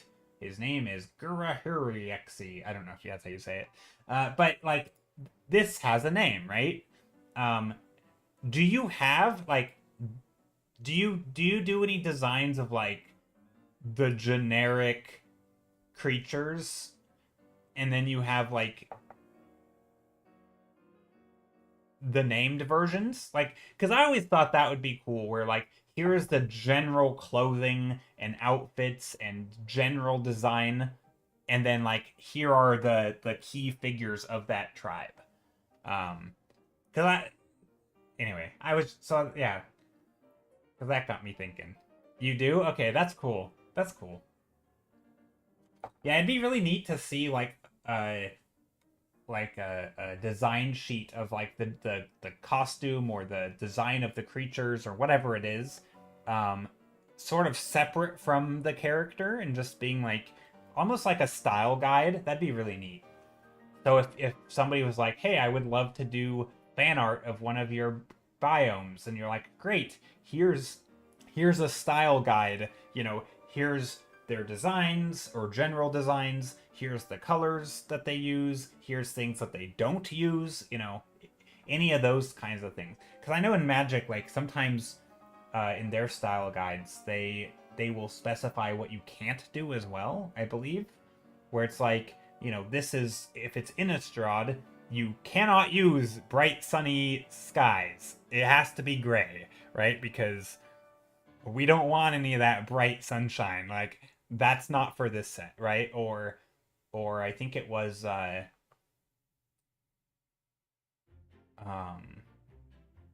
some of their other horror sets, like Strixhaven, I think it was. Is Strixhaven the one where they're in the manor, like the house? I don't know if that was the set. I think it was. You could do zombies and werewolves and vampires, right? Because that was Innistrad. They were doing more like cerebral, newer type of horror, right? Like mental, like losing your mind type stuff, right? They weren't doing zombies, werewolves, humanoid, like that kind of thing. Like no ghouls and that stuff, right? It was all very, in your head. You're losing your mind. Your reality is being distorted, right? And so they had these two very distinct things, and they're like, you can't touch that, and if you're designing for this set, you can't touch that other stuff, right? Because they were, but there was a lot of wiggle room within each set. So like, they didn't always specify what you have to do. It was more of what you can't do. Here's the fence, you can play inside of it, right? I think that would be super cool. I would love to. I would love to see, like, I don't know. That's something I always thought of would be neat. It's like a style guide. But anyway, thank you so much for sharing, Ronald. I love your work. You're always super inspiring, and every time you raid, it gets my brain thinking about world building stuff, and even like, what if I made my own style guide for something and then tried to like, anyway. I always thought that was super cool. It's just the way people who stick to projects like you do, it's extremely motivating. It's seriously like a jolt of inspiration every time you raid. I've always loved MTG style guides. Early Magic didn't. Yeah, they didn't. That's cool. The early MTG didn't have style guides, and it led to some strange contradictory things. Yeah. Also just a lot of like generic looking stuff. So like I think I saw an interview with like John Avon, which is like the OG one of the OG land artists, so environment artists for Magic. But they would tell him like, "Hey, we need a mountain." Okay, I'll paint a mountain, right? There wasn't like no style, just a mountain. Oh, this one's just gonna be a swamp. There was no like, where is this mountain? What are the shapes? What is it like? Right? What are the structures there? Right? None of that. Right? There was no mood. There was no design. It was just a mountain.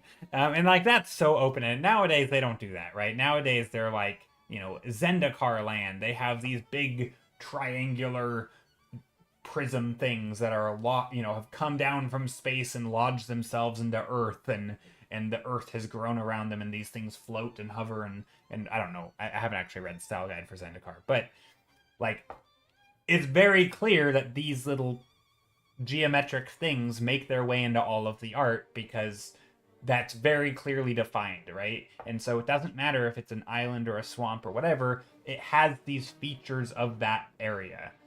so that when you look at it, you're like, that's a Zendikar land. This is not a Zendikar land. This is a Nalara land or whatever. So yeah. The artist who really gave MTG their style guides was Mark Hedden. I didn't know that. That's cool. Cool lore.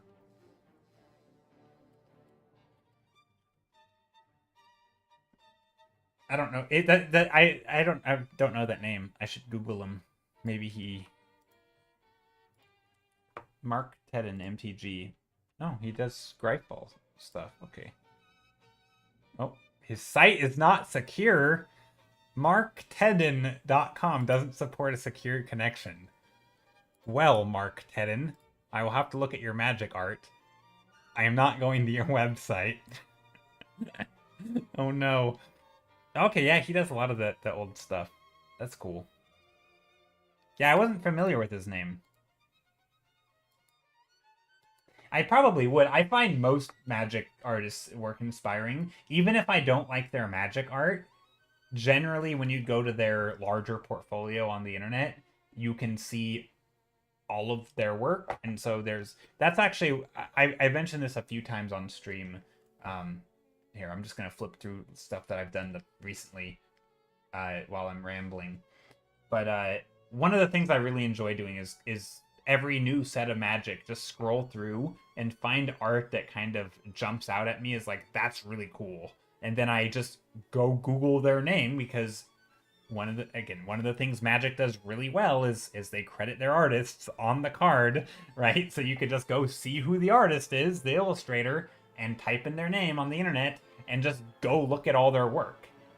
You can find other cards they've done, other projects that are unrelated to Magic, because now you're on their site. Anyway, it's very cool, very inspiring. It's a great way to find artists who do fantasy work. Yeah, that's always been a way of me discovering new people, and it's super neat. And then of course, once you find their work, you go type their name into social medias, Instagrams, Twitters, go follow them. Yeah, that's something that I have kind of made a habit of. I do it every few months for sure. I'll go and find, maybe only find 2 or 3 artists. But yeah, I always try to keep following new people, and, maybe not new people. It could just be people who have never really noticed their art before. So yeah, it's awesome. Magic is a huge wealth of awesome arts. Even if you don't play Magic, I think there's something cool about the world building and just the skill of most of the artists there. It's very inspiring. And I think especially if you're doing like your own project, they have such a... So like, how nowadays when people think of designing like professional illustrative like splash art, right? People think of like Riot Games, because they have, they're a huge company, they have a pipeline, they have art directors who have specifically worked on these types of things, and they've kind of developed their own way of doing it. I mean, maybe I'm wrong, but I think they kind of, in some ways, Riot has sort of, maybe they weren't the pioneers of like changing this way of illustrating, but sort of this, I don't know, they definitely push, it feels, at least from my experience, without having done too much research into it, it feels like they've kind of pushed the quality of certain types of art, and broken it down into a pipeline, really tried to figure out how to make a certain thing look a certain way. And they've really, like, I feel like the level of certain types of illustrations have really gone crazy since Riot Games, right? And even if you just look at like Riot throughout the years, their art has gotten way and way better. I think for product development, for like having a vision of world building and bringing that, I think Wizards of the Coast, so Magic the Gathering, has pushed sort of world building. They've done the same for world building, right? They've gone from just images that look cool, that kind of like almost like you would get if you typed into not ChatGPT, like typed into AI, like not, it was again, sort of generic prompts, right? There wasn't a lot of extensive world building and underlying lore and story and careful crafting. It was very just like paint a pretty picture of a mountain. But nowadays, they have gone and like elevated that whole process to where it's super deep. There's lots of lore, things matter, everything is like designed, it has function, it has story, it connects to other things. It's just like they have taken world building and gone off into the distance, you know? Whereas I feel like they kind of the same that Riot has done, right? Riot has elevated illustration for like single image action scenes, you know? I think that's pretty cool. So yeah, I think it's very inspiring to me to see Wizards of the Coast do that. So yeah, even if you don't like Magic, I think there's something to be learned about like world building from them. If you wanted to do your own project, right? If you had a story you wanted to tell visually, I think you could probably learn a ton. Even like I would imagine, obviously comics, right? Comic artists have this down too. But you know, maybe you want to do a different, you know, not necessarily a paneled story, but some other like visual novel type thing. I think Suzanne Hilmig. I don't know if I probably destroyed her name, but she has a book where it's like a visual story, big full page illustrations, I believe, probably spot illustrations. I don't know. I don't have her book. If I had money, I would buy it.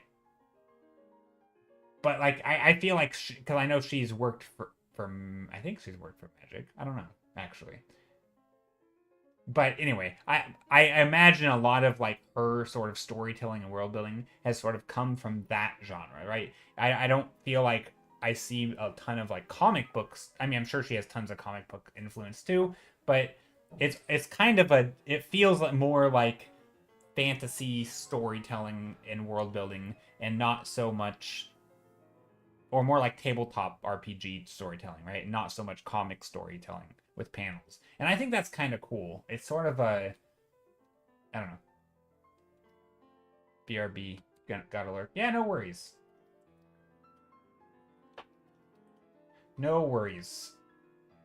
Lurking is the backbone of Twitch. I like lurkers. I like chatters too. Chatters definitely make streaming easier. Like not even a question about that. Like it's so much easier to talk about things when you have a direction or questions to answer, or just not even questions, just conversation things. But yeah, I like both. I like Twitch, I like the community, so thank you guys for being here. I probably don't say it enough, or maybe I say it too much, I don't know. But I feel like I can't say it enough, because it always means a lot when there's people here hanging out, painting stuff along, sharing work. If you have work you want to share, you should totally share it.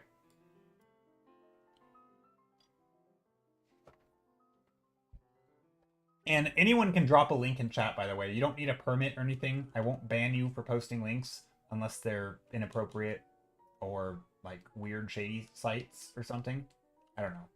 That's inappropriate, I guess, but yeah. So as long as it's safe for work, and yeah, anyone can share. Ooh, I have an idea. Speaking of magic, not Magic the Gathering, but literal energy magic. There we go. Just large things with light. Anyway. I love it. I love big glowy objects. I don't know. There's just something about it. It's fun to paint. And I'm not gonna be too strict on myself today with what I'm painting. Like last stream, I painted an entire page of underwater thumbnails, and then the painting that resulted from it was, of course, an underwater thumbnail. But oh, you did share. Sorry, I didn't even realize. I will take a look right now. Ooh. Noodle flies. I like it. Oh, this is cool. Okay, I don't know enough about animals. I assume noodle flies, you made them up, but I don't know. Are they real? Are noodle flies a real thing? Because I also wouldn't... I don't know. I love these. They're super cool. I like these shapes. They're super cool. They're these simple, like, ring, like, almost like an earring shape, like a crescent moon shape. Right? You have just, like, a fairly simple shape with little wings. It's very simple, but they look... They're very neat. I feel like it's an kind of very graphical. Oh, they're rain... Oh, they're rain world creatures. Okay. Skittle knew what they were. That's because Skittle plays games. And I do too, but I don't play the same games that you guys play, apparently. That game has an amazing set of creature design and ecology about it. Ah, that's awesome. I just listened to a podcast today about ecology. It was very interesting. Totally unrelated to what we're talking about, but just figured I'd throw that in there because it was on my brain. But yeah. I guess actually that is relevant, right? Because we were talking about world building, and I think thinking of a world as like a living, breathing, ecosystem of all these things that interact with each other, and thinking about it like how Earth, you would think about the ecology and how everything sort of interacts. There's predators, preys, there's things that have beneficial relationships with each other in various ways. One plant might create the food for another, which then fertilizes the other thing. And there's like this whole life cycle. And whenever I talk about this topic, I can't help but like also talk about my like of Avatar, the Blue People one, right? Because I love the world building in that. And one of the things they thought about a lot was like exactly that, was the ecology of it, how everything sort of fits together, how one thing might be used by the tribe or for another species to do a thing, and that species, like, there was a lot of like, it wasn't just a bunch of random cool creatures, right? They all kind of intricately fit together in ways. I love that stuff. And so, yeah, if there's a game out there that has that kind of world building and design, and I love it. I love all of that stuff. It's so cool. Because a lot of that stuff, I think one of the things I really like about this, and this is just art in general, but it draws on, like, there's so much discovery and like new stuff that you can find. You can learn something about ecology, or you can learn something about, animal movement and how certain things came about through, evolution, and how it's, fits its environment so well, and how there's just always super cool stuff where, like, you learn it and you're like, oh my gosh, this can apply to character design. Or, oh my gosh, I learned something about geology. This can apply to environment design. Or you learn something about, I don't know, astrophysics, and you're like, this could apply to character design. This could apply to game design. Like, there's just, I don't know, so when a game does it well. Oh, they're talking about Rain World. Real Faux Pew. Yeah, they're talking about Rain World. I haven't played Rain World, but they're saying that it has an amazing set of creature designs. One of the few games I know that has full simulation of creatures which go about their day and survive, hunt, and just lurk about whilst the player tries to survive around it. Oh, that sounds cool.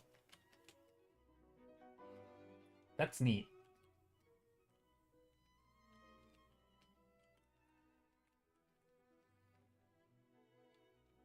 Even something like Pokemon, right? I'm thinking about like creature design now.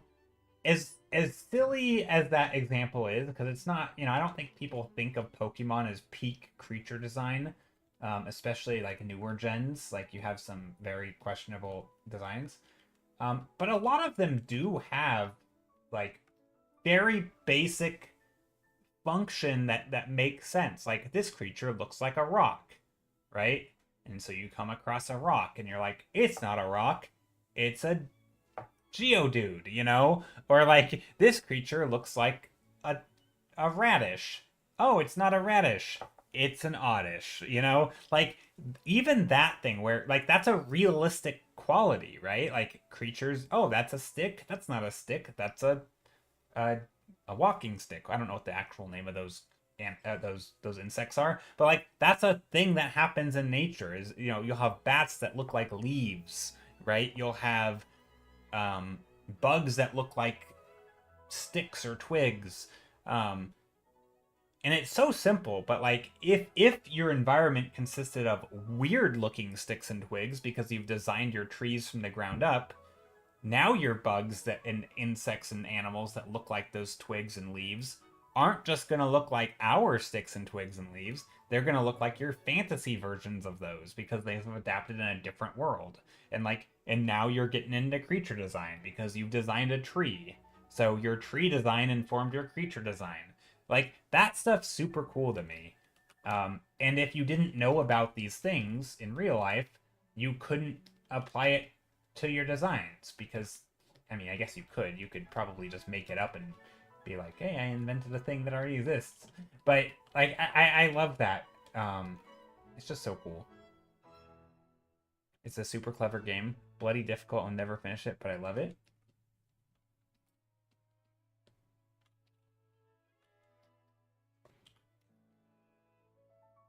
Ooh, what if around here we have like a not striations, but little thingies.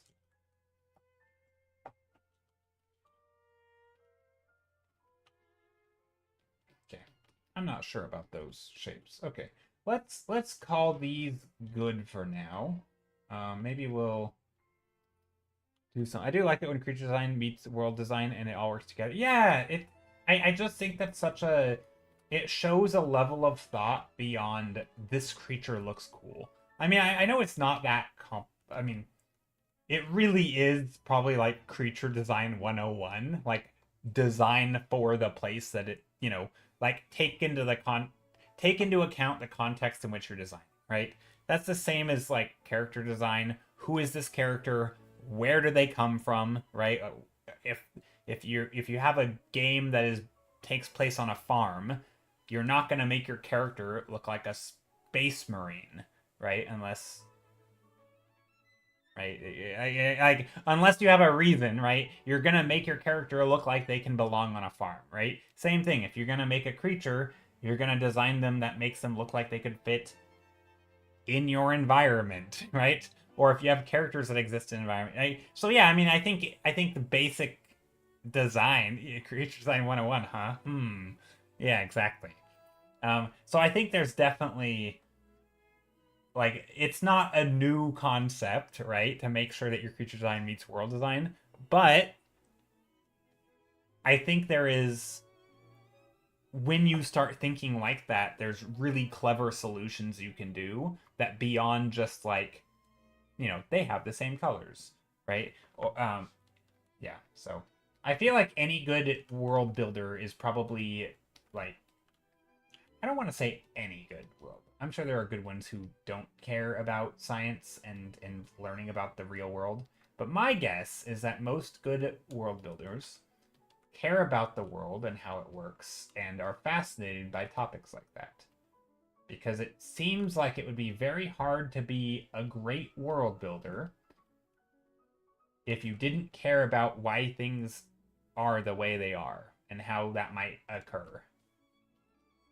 I mean, again, I'm sure there are exceptions because I don't actually believe that everybody's world building needs to be totally cohesive.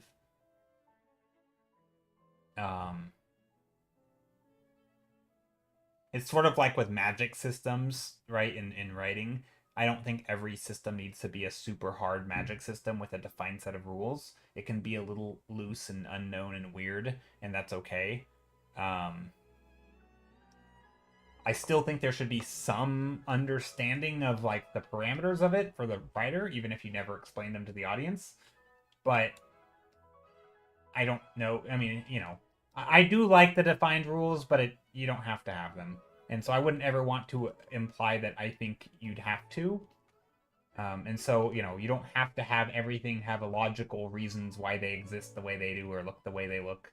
I don't think you have to do that, but I think I'd be hard pressed to find a world where I'm like, wow, this is so amazing, where they didn't care about some like connection between creature and characters and players and the story that all kind of ties together and makes sense cohesively. Unless maybe the goal is specifically that it makes no sense, right? But even that makes sense in that it's consistently not making sense, right? Anyway, that's a ramble. Okay, let's vote. This is a good spot to halfway point of the stream. This is where we vote on a thumbnail, and I work on it till the end of stream. I'm going to very quickly put up a straw poll. Yeah, Ronald, I need to stop by one of your streams one day. I am following you, right? I'm certain I'm following you. You just happen to stream when I'm streaming. And so I don't think I've ever been to one of your streams. Let me close this and that and that.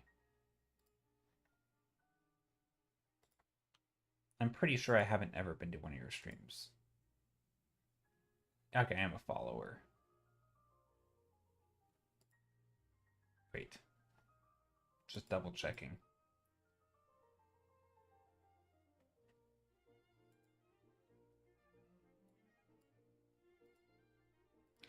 Just double checking. Okay, I am following you. That is good. But okay, what was I saying? Oh yeah, so I haven't really been to one of your streams. But I do. Do you talk? I assume you talk a lot about world building and just ideas in general, whether or not you're implementing everything you talk about. But I assume you talk about that stuff a fair amount, right? Because I would just love to show up just to hear your thoughts on various things. You know, whether it's big vague topics like I'm talking about or specifics as it relates to your designs. I think that would be a lot of fun. So yeah, I'm gonna make a straw poll real quick. Straw poll. We're not voting quite yet. I gotta create the poll.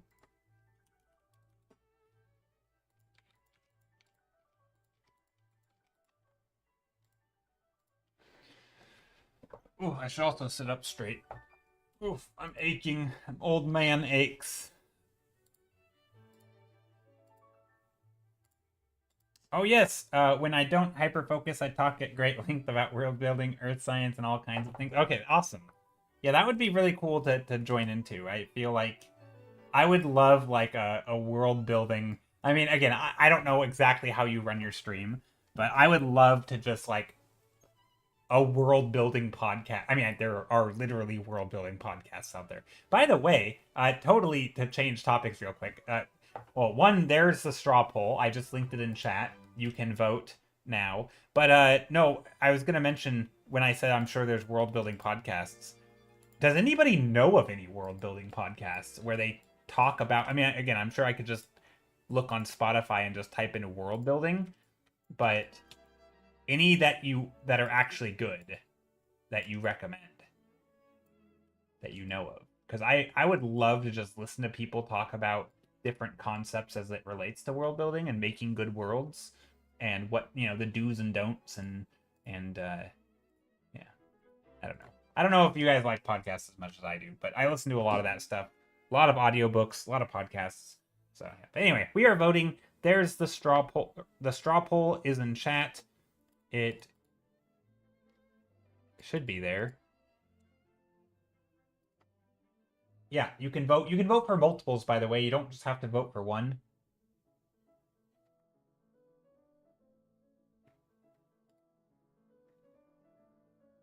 I'm going to pin it to the top of chat on Twitch. There we go. 5 minutes. And then after the 5 minutes, we'll do like the daily Wordle and connections and all that jazz. Ronald says, I don't know of... Oh, Matt Rhodes' YouTube channel. Ooh. Okay, hold on. Thank you, to Freeman. I appreciate it. Okay, let me just type in Matt Rhodes YouTube. Matt Rhodes. Okay, don't know who he is, but I'm gonna follow him. Wait, is this the right person? No. This can't be.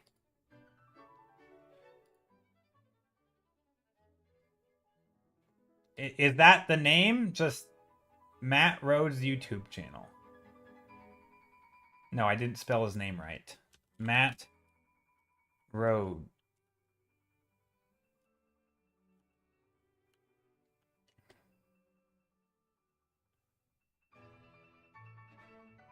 Oh, there we go. Designing the fringes. Okay, Matt, I see it. I see it. Okay, Matt Rhodes, subscribe.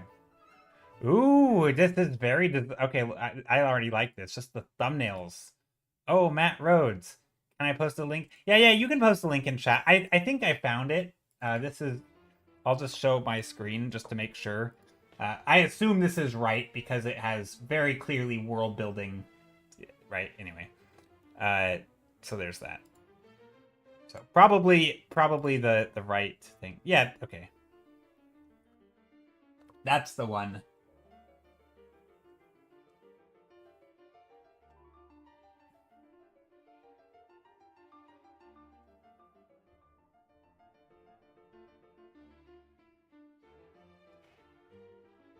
Okay, but yeah, feel free to vote. I'll give a few minutes, and then we can... Oh, my captions aren't on. Oh, dear. Oh, dear me. Oh, my. I don't know if the captions matter, but if you wanted subtitles, they are now on. But yeah, I'm going to vote for, I guess, just 3 and 6, because they're, like, kind of the same. I don't know. 5 could be fun, too, but it needs a lot of work, and I don't know if I would... Yeah, we'll do that. 3, 6, and 5. 365 days in the year. Ooh, is this one a little laggy? Okay, 6 is the one that's winning. Alright, 6 and 3. I like it. So 6 and 3 are kind of the same image, but zoomed out. So this one's zoomed in. Oh, this is the zoomed in version, and then this is the zoomed out version. So I kind of did a partner painting there. Maybe that's what we'll do next stream. Like, maybe I'll write down some, or maybe people can give me some ideas if you want, and I'll do, like, a bunch of partner paintings of, like, a zoomed in, zoomed out. That'd be fun. It's something I've done before, but I like... It's a fun way to sort of have a consistency from one thumbnail to the next. He's done work with BioWare and has a few personal projects. Oh, that's awesome. Okay, I like that you guys know who this person is. I'm not familiar with them. I definitely am gonna want to watch their stuff because here, let me just click on their latest video and just put watch later. Or Sunday art and watch later. Because yeah, I'm always on the lookout for new content like that. Anything to just sort of, I don't know, broaden my horizons or even think of the same topics I already know in a different way. That's I love that. Thinking of, like, it's one of the reasons why I can watch videos on, like, how to draw for beginners. Even though I've probably heard most of the stuff before, I can love it. I can just love hearing people explain things, even if I already feel like I know it. Because they explain it in a little bit different of a way, right? They use different words. It's like sometimes they find ways to make a point that I hadn't really considered. I don't know, it's fascinating. I'm definitely a marinate type of learner where I like to just spend time with it, absorb all the info, just like immerse myself in the thing, and then I learn quickly well, maybe not quickly, but I learn steadily that way. And so yeah, I'm always on the lookout for new stuff, and honestly, I don't think I would probably... I don't claim to know much about world building, to be honest. Like, I know what I've learned from, seeing worlds that are built, and then interviews with a few people, and Magic the Gathering, basically. I don't really know that much about it. So yeah, any people who know a lot about it, I'm always on the lookout for, because that's definitely an area that I need to brush up on and learn more things. Okay, I think we are ready to... Yeah, so the results are in. Number 6 has won the vote. Perfect. Okay, so we are going to work on number 6, which is like a kind of a giant Stonehenge in a way, but more tightly packed. Giant slabs of rock. It kind of looks like this, but zoomed out. So yeah, that's what we're gonna do. Let me just put this real quick into the Discord.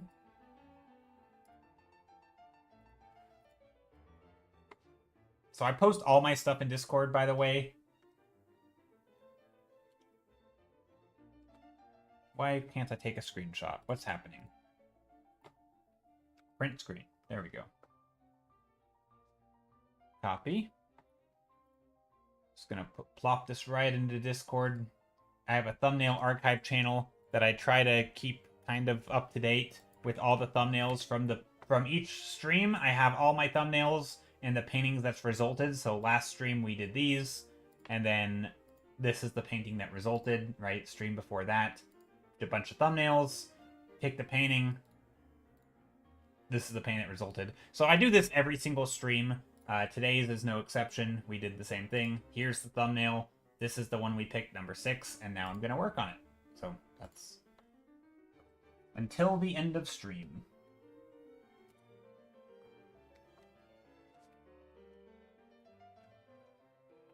So let's just take that. Oh, I haven't saved it as a separate file, though. That's one thing I haven't done yet. File, save as.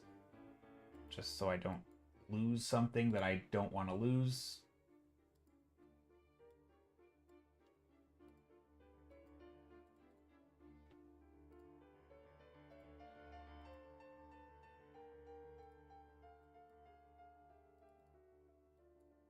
Nah, I'm going slow.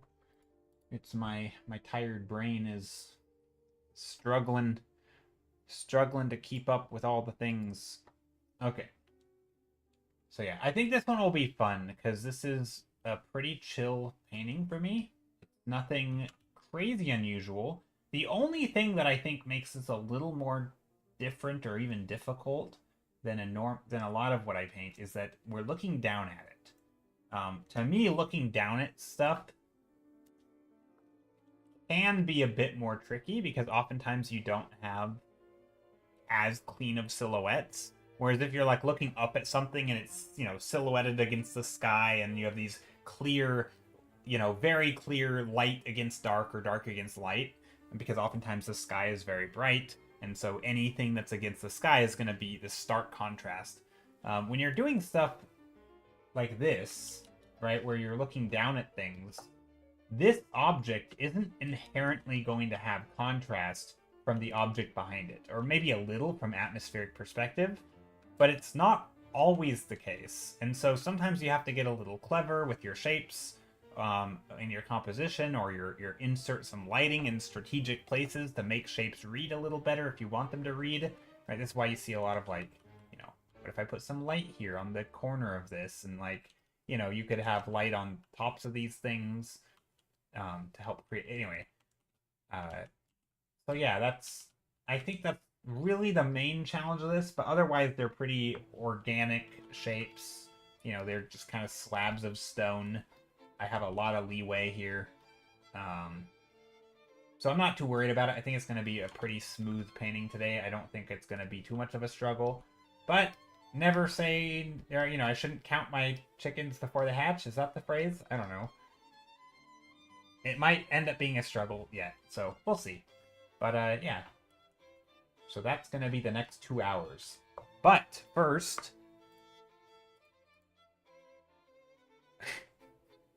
what am I brain fart. What am I doing? Connections. I'm going to do the daily... you know what? Maybe I should start with the daily Wordle. I don't know. I'm going to do the daily Wordle. Anyone can help me guess if you want. Wordle. Wordle's easier. Okay. Paint. I don't know. Well, somebody should give me a starting word. Any good starting word. It doesn't have to be anything paint related or brush related. We could do paintbrush. I like those two starting words, but I'm biased. As long as it's appropriate. No inappropriate words. Some people like inappropriate stuff. Artsy. Artsy's a good word. One vowel and a Y, I like it. And also I like it because the vowel comes at the start. Dang, that was a good word. We got RS.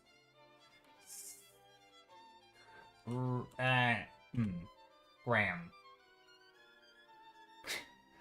I just went down the list and just made sure I had all those letters. I feel like scram. What if it was scram? Just in 2? I think it's been a long time since I've gotten a word in 2. It could end in ARS. Hold on.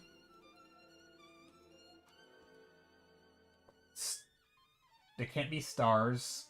It could be scars. No. It can't be plurals. I mean, it's never plural.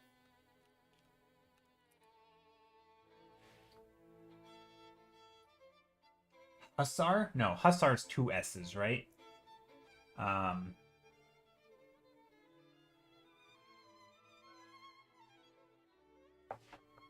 Solar?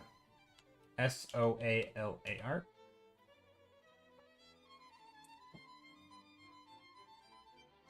Solar. Scram. I don't know. We got a few options here. I don't know enough about which words have been guessed before. What if we try... I don't know. I feel like it would be... Oh, try solar? Okay. Ooh, it's not scram. It's...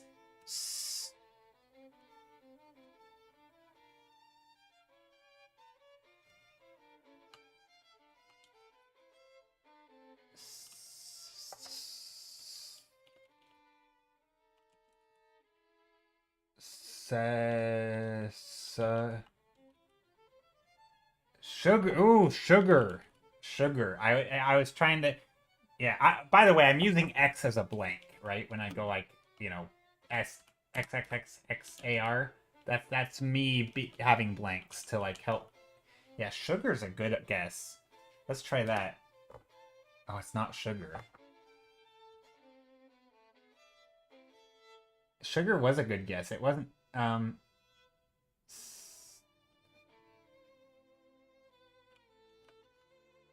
Spear? Shear? Yeah, it could be shear, spear, smear. Oh god, we could get... Oh no, we could lose. We could do smear, shear, smear, spear, shear, swear. Oh my god, we could lose. I just hit me. Hold on. Okay, do we do a word that isn't... Because we're not on hard mode, I don't think. Do we do a word that eliminates them, or do we just guess? Do we do like one guess and then we do a word that tries to eliminate letters? What is the approach here? Like just YOLO, guess it, or womp womp. I mean, we could do a word like that. Just we don't use the S. So for example, spear, shear, smear, and swear. So any word that uses like 3 of these. No, there's 4. There's 4 though, because there's swear. Oh, wump. I see. No, there's 4. There's 4 words, right? I'll count them. Smear, spear, shear, and swear. And then there's there might even be another that I'm not thinking of. I wouldn't be surprised. But there's 4. So we will get down to a guess, and I don't like that. Wump. I like wump. Wump is a good... Wump would just tell us what the answer is. Let's try it. Wump. Wump, wump. Spear. All right, the answer is spear. We got it. That kind of feels like cheating. I know it's not cheating. Oh, I was counting chats, not yours. Oh, gotcha. Okay, I like that was a good word, Numquist. That was a really good word. Okay, it's almost certainly spear. Yeah. All right. That was good. See, I feel more like granted I know you can't I know you can play Wordle on hard mode and normally I do play on like hard mode rules. Oh, I am logged in. I just don't have it ticked. You know what? I actually don't care. Like I like trying hard mode, but if it gets to a point where it is just a guessing game, um then it actually feels like there's less skill. Technically you can avoid that though. There is an argument to be made to like avoid the common trap words like this. But I think there's just an element of like there's always gonna be a way you can get stuck in a trap that is less skillful. So in some ways hard mode is I don't even know if I would argue it's more hard. It's something. It's I don't know. I do like to try to play by hard mode rules, and 99% of the time I do. But in a case like this, I don't know. I feel like there's a good, clever way out of it. Anyway, so I do try to do that. Okay, now I'm gonna do the connections, and then after connections we'll go back to painting. And for anyone who's just coming in, this is the painting we're gonna work on today. Let me close out of some of these so I don't lag myself to death. Close that one. And then open that, because those are the thumbnails. These were the two thumbnails that were the runner-up, or this was the runner-up. And which is like a small version, it's a zoomed in version of this. So anyway. So yeah, let's go back to connections. We'll see what I want to do. Leaf, loaf, roll. Ooh, we definitely have food things. Probably red herring, though. Bone, scroll. Roll, scroll. I don't know. Bone, bar, dinosaur. I have bones. Lounge, relax, chill. Ooh, there's a lounge. Rest, loaf around. Okay, that's probably one of them. I feel like that one we got pretty quick. Let's just put those in a corner. Okay. Bolt, nugget, roll, reel. Reel and roll are like you can recoil. I don't know. Bolt, bar. Bars are you can have nugget of gold. A bar, a nugget, a coin, a gold coin, a gold leaf, gold coin, gold nugget, gold bar, gold leaf. That sounds like a blue or purple category. What does that leave? Dinosaur, rubble, scroll, bone, reel, club, bolt.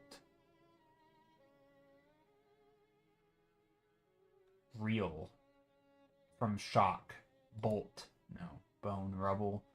Rubble feels like an old scroll, old rubble, old dinosaurs. Things are old. Bones, scrolls, dinosaurs.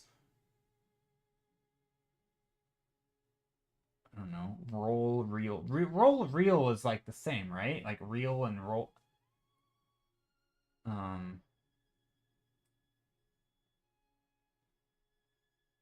Okay, I think this is just the purple. No, it's not even purple. Oh my goodness. Okay, hold on.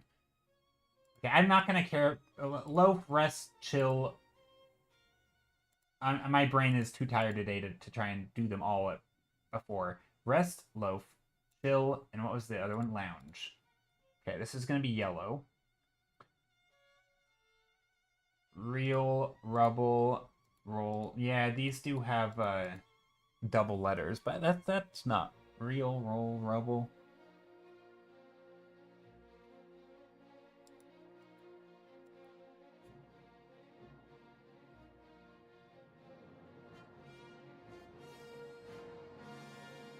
You know, they've been having like British words, and isn't there like uh like something about rubble, and then Barney Rubble, or like, you know what I'm talking about? Oh no, that's Barney. Like things Barney could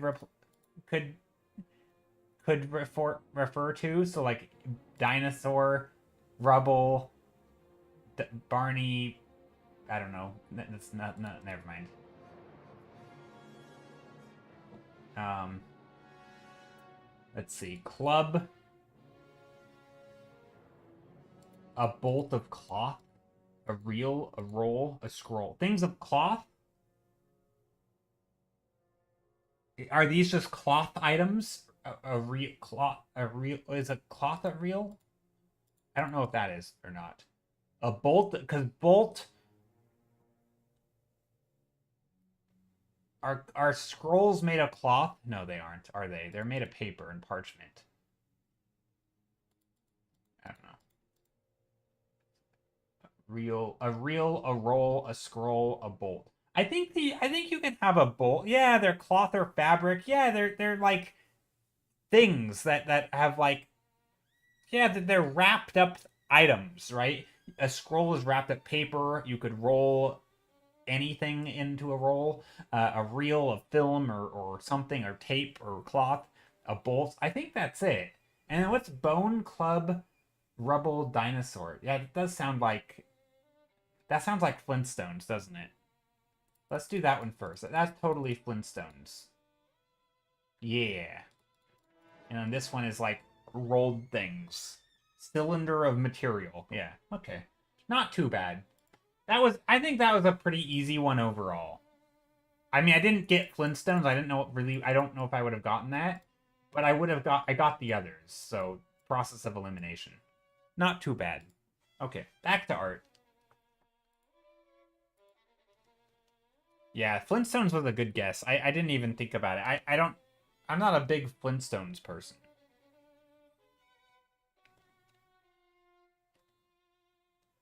What is rubble as it relates to Flintstones?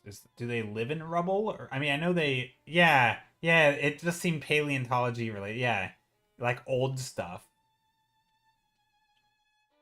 Is that their name? Rubble? I forget. I don't know. It's been so long. Barney Rubble. Oh, that is Barney Rubble. Okay. I didn't know where Barney Rubble was from. I knew the name. I knew the name, but I only knew it as like the Britishism of the like calling things Barney. I don't even know if that's actually a Britishism. Also, that word is stupid. Britishism. Why is that even a thing? Anyway. Okay, so this painting.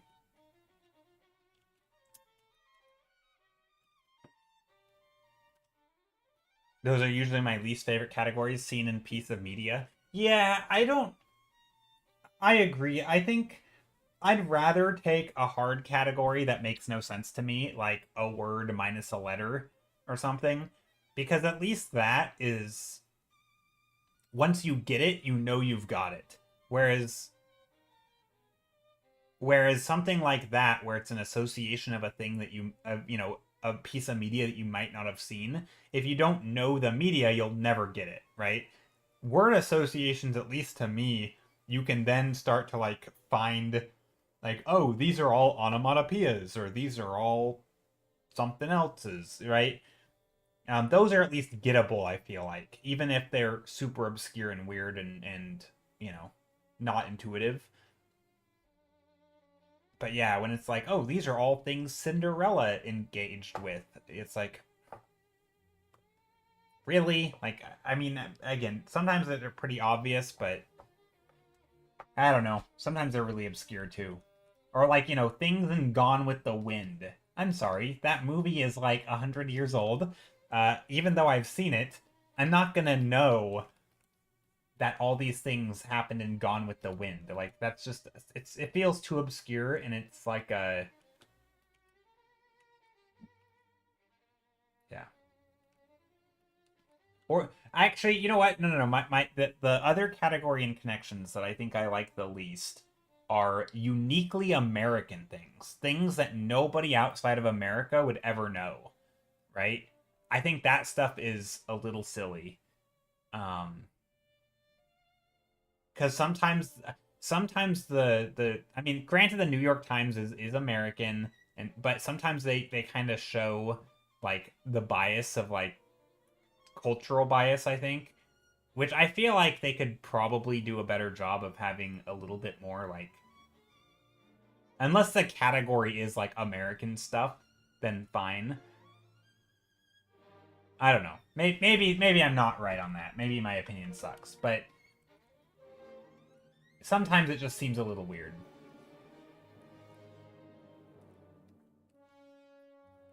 Like, you're obviously gonna have a little bit of cultural bias when you're Americans making a puzzle, but still.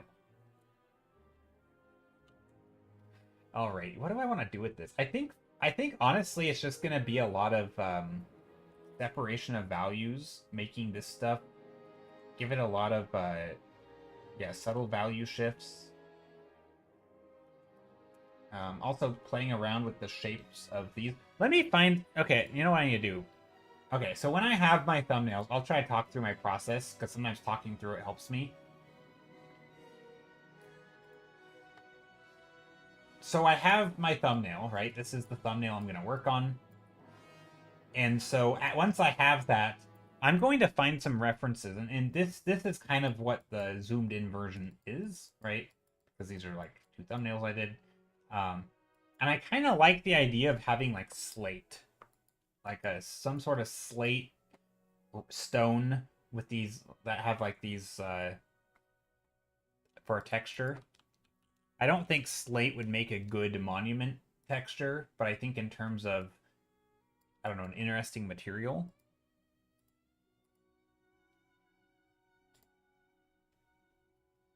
And I'll show you. Here is some rock that is also known as slate stone here. And I like this texture because it has like a nice grain to it, which makes for some really nice smooth texture, but also it has some good cracks. I feel like slate just, I don't know, it just has good. I've always liked the texture and material of it. Something about it. It has these very nice cracks that chip off in like in layers, very layered. And of course they do literally like break it that way, and then they make like tiles and stuff, which is why it's used so much for this kind of thing, is because it does fracture very like in these parallel strips. But it's also one of the things that makes it look super cool, right? You can have giant sheets of it, basically. And that's kind of what these make me think of, is like giant sheets of slate. I don't know. Again, wouldn't make the best material for this. It's not realistic, but in terms of... Wait, is this real? Because that's a good reference for what they look like, I guess. I don't know if it's real, or if it's a 3D render or something. Could be a render. Hey, Zexoy, how's it going?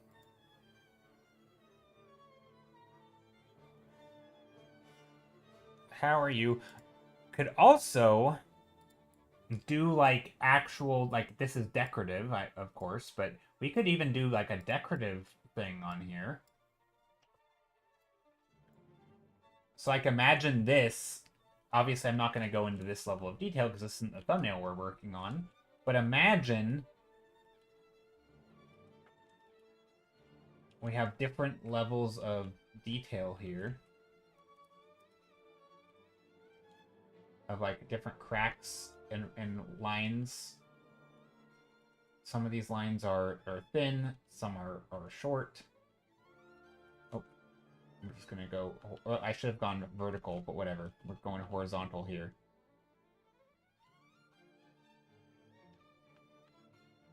you know, just basically playing with like a big shape and you know, strips and medium shapes, and then a big shape here. I don't know. There's it could definitely go do something very cool with the texture here if I wanted. Probably not going to, but I don't know. That's an option.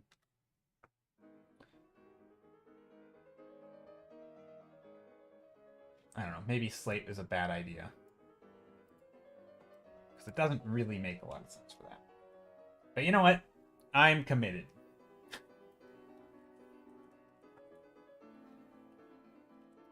I'm not committed, by the way. But I am going to go with it, I think. Because I think it could be fun. It'd also be fun to show, like, the tops of it. I don't really know how that would work. But we could have, like, lots of little, Oh, why am I painting on that? Hold on, let's back up. Let's go to the actual thumbnail that I'm working on. And focus on that. So darker here in the foreground. These lines, we can get some nice cracks in here.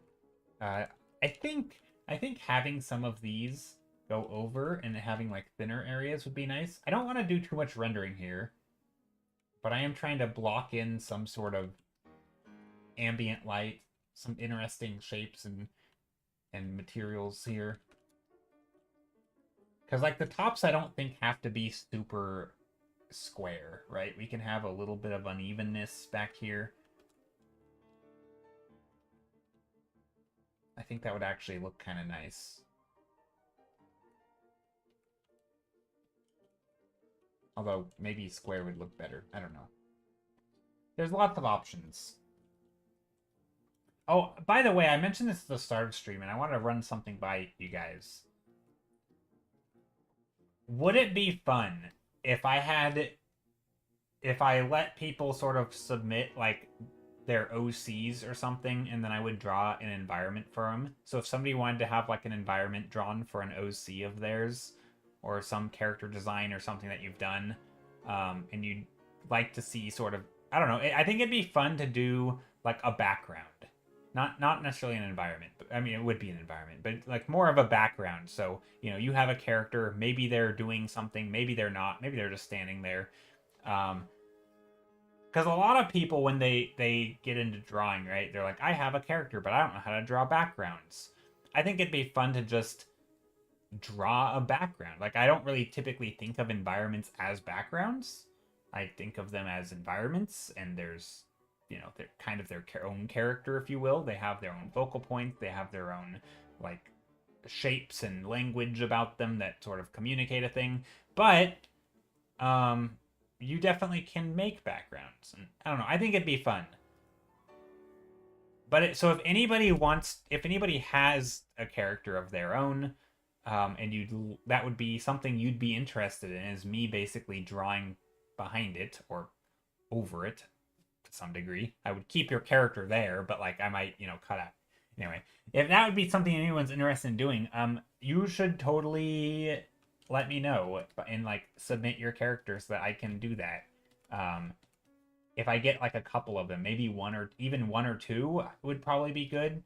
One, obviously, I need to at least one.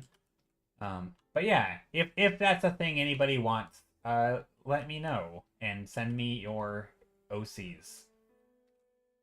Because I think that would be a fun thing. It'd be kind of a challenge because I don't do a lot of like background stuff. I don't think of them as backgrounds. And so that might change the process a little bit.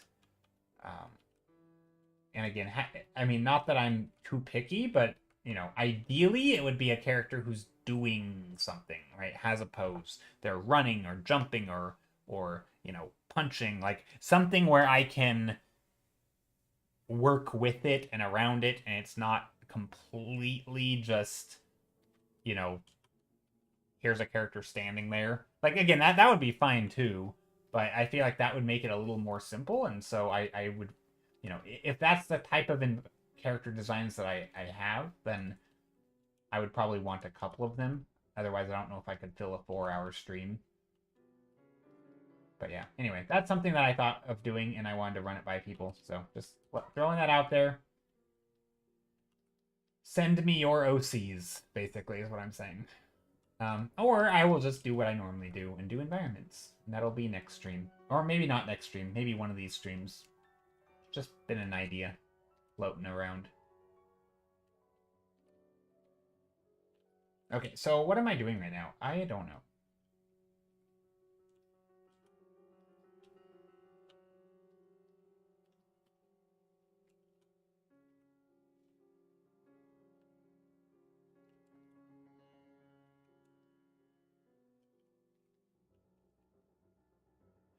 Guess what I'm doing? I mean, I do know what I'm doing.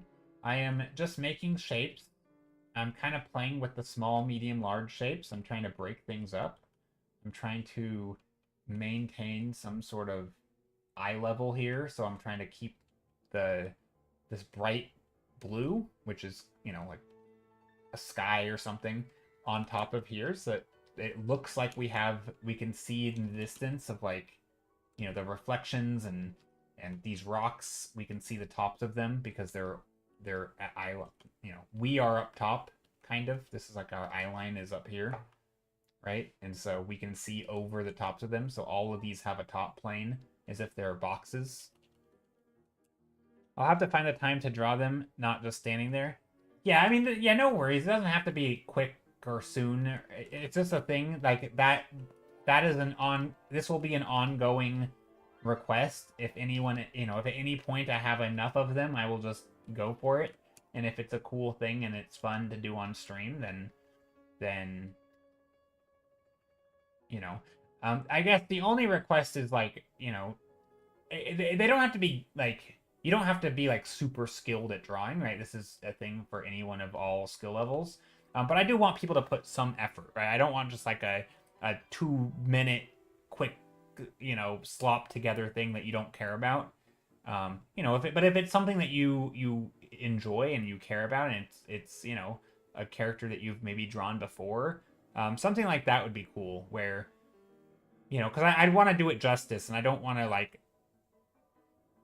you know, I want the level of seriousness to kind of match. Like, I want to have fun with it, of course, but I you know, I'm gonna invest time into it, so you know, that would be my only request.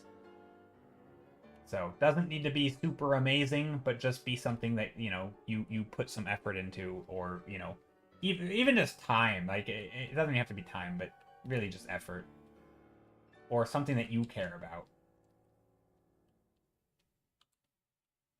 But doesn't, again, there's no, like, requirement for skill level or anything.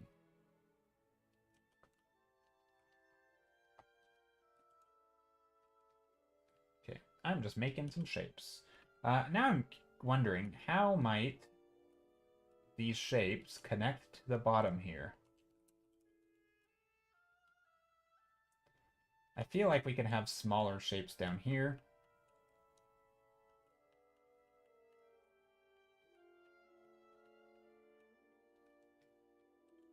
Some overlap, of course. Would we send... Yeah, you can just send them in Discord. Yeah, or just post them in Discord. You can even post them in, like, maybe I'll do, like, a PSA type thing. Like, I'll make an announcement or something. But honestly, just, yeah, post them in Discord or send them to me directly. Doesn't really matter. I don't know when. It'd probably be easier to not send them to me and just post them in Discord. And just say under the caption, like, you know,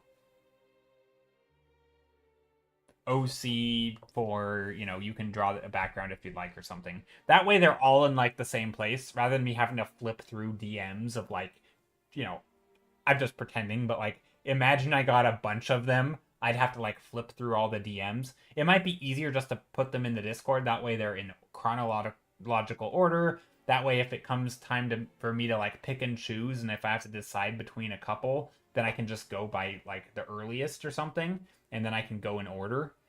It just might make it a little bit more easy, clear, fair. That way I'm not, like, having to pick and choose whose I like the best or something. I don't know. I don't want to end up in a situation where, you know, somebody isn't getting their thing done, or, you know, somebody isn't getting a background painted for their character, for, you know, and you have to guess at the reason or something. I don't know. That'd be weird. So probably easiest just to post it in the art channel or the works in progress channel, because again, and it's not, it's not anything, it's not going to be like a commission. It'll be a 1-day stream paint. So again, if it, if the background ends up looking like garbage, then so be it. But I don't, I'll obviously try my best.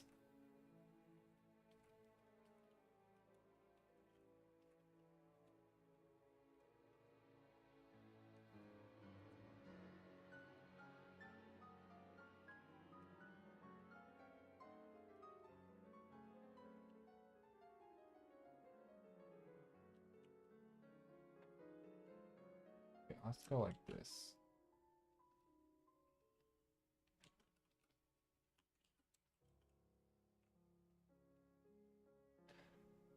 I think having these actually in a circle would be cooler. I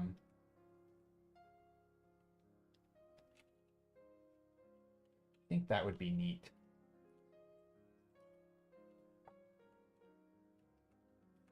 I'm kind of trying to figure out what the heck I want to do here.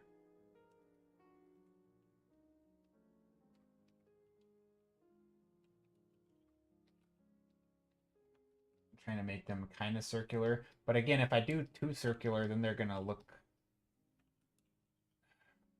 Uh-oh, I'm ruining it. Let's go like that. So these can be this way. Okay, this might ruin things. So I'm going to draw my circle here. Then I'm going to make a new layer. I'm going to paint below it. I'm just going to draw some lines in perspective right underneath this.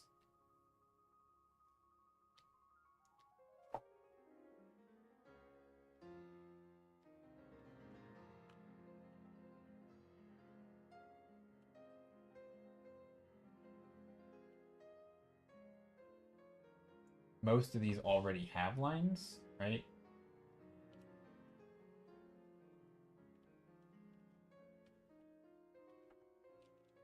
The scale might be a little weird here, but basically the reason I'm doing this is so that I can try and...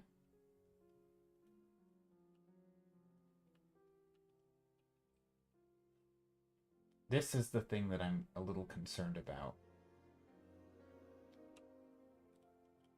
These shapes in here.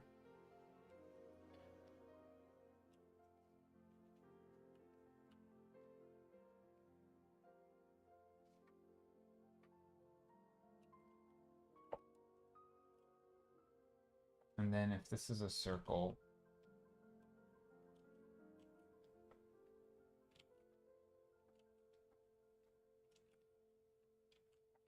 so would that be? Or should this come out more here? I guess like that could work. Just trying to sort of feel out the shape here. I think something like this. So let's just put the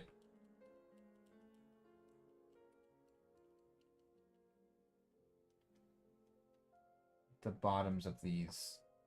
This might look kind of ugly, but that's okay. Just trying to feel out the shapes here. This is what happens when I don't plan stuff very well, or at all. It's kind of neat.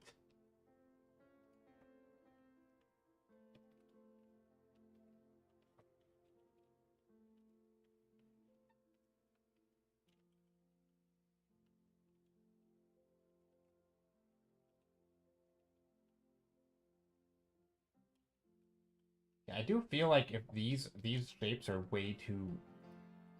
I feel like the scale here is weird.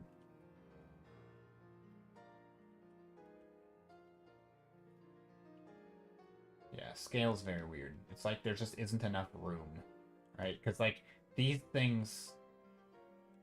Well, maybe this works. I don't know.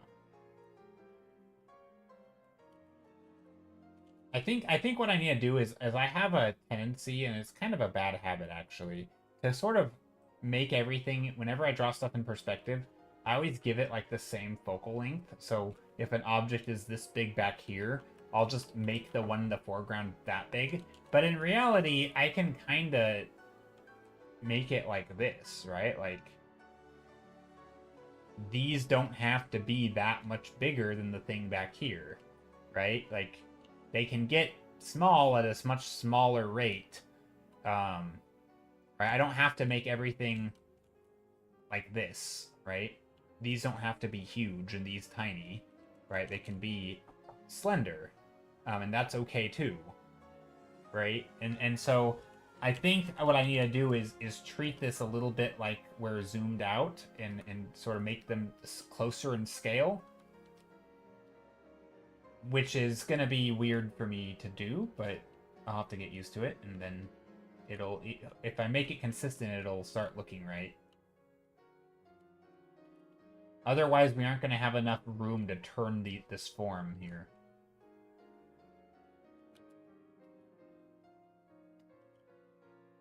I also think this edge here is actually going to be like the most interesting part of the painting, which I don't know if it's because it's actually going to be the focal point or if this is the part that I want to, like, I just think it's the most interesting to paint is having these forms curve.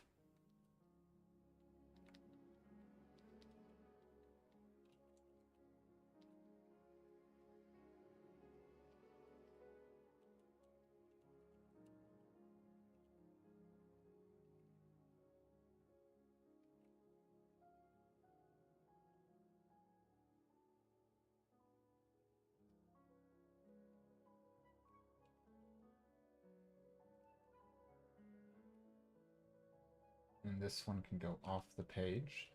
There is this like light down here, and I don't know where I want this light to come from. Is it gonna be like candles, maybe?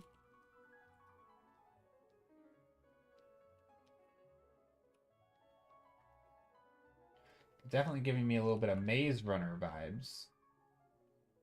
Right? Like, just a bit. And again, we can come back in here and try to add some stuff. Not so much Maze Runner, though. This is more... I mean, it is kind of Maze Runner. It's like Maze Runner meets Stonehenge.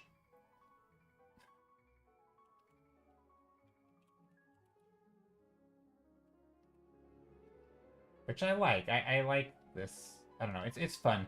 Actually, speaking of mazes, this and we were talking about Magic the Gathering earlier. It's a little bit like Dragon's Maze, which is like they have a giant labyrinthian structure. Again, this isn't really a maze because they're just like henges or henges. I don't even know what a henge is. Stonehenge. Are there non-Stonehenges? Metal henge? Plastic henge? Can you have a henge? What is a henge? Let me Google that word. I feel like that's a word that means something. Henge. A Neolithic or Bronze Age structure found in the British Isles. No, that's a very specific thing. A henge loosely describes one of 3 related types of Neolithic earthwork. The essential characteristics of all 3 is that they feature a ring-shaped bank and ditch. I didn't know they have ditches. With the ditch inside the bank. Because the internal ditches would have served defensive purposes poorly, henges are not considered to have been defensive structures. Why even include that then? These things are not both. Thanks. They are not defensive structures. Is that because that's a common misconception? You could list a million things they aren't. Is that a useful distinction? These things are not defensive structures. Well, thank you for that.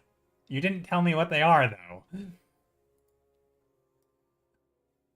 I feel like there's a level of silliness to that. I'm sure it makes sense, but that just, I don't know. That is funny to me. In the description of a henge, they tell you what it isn't, instead of telling you what it is. Or I guess an addition, but...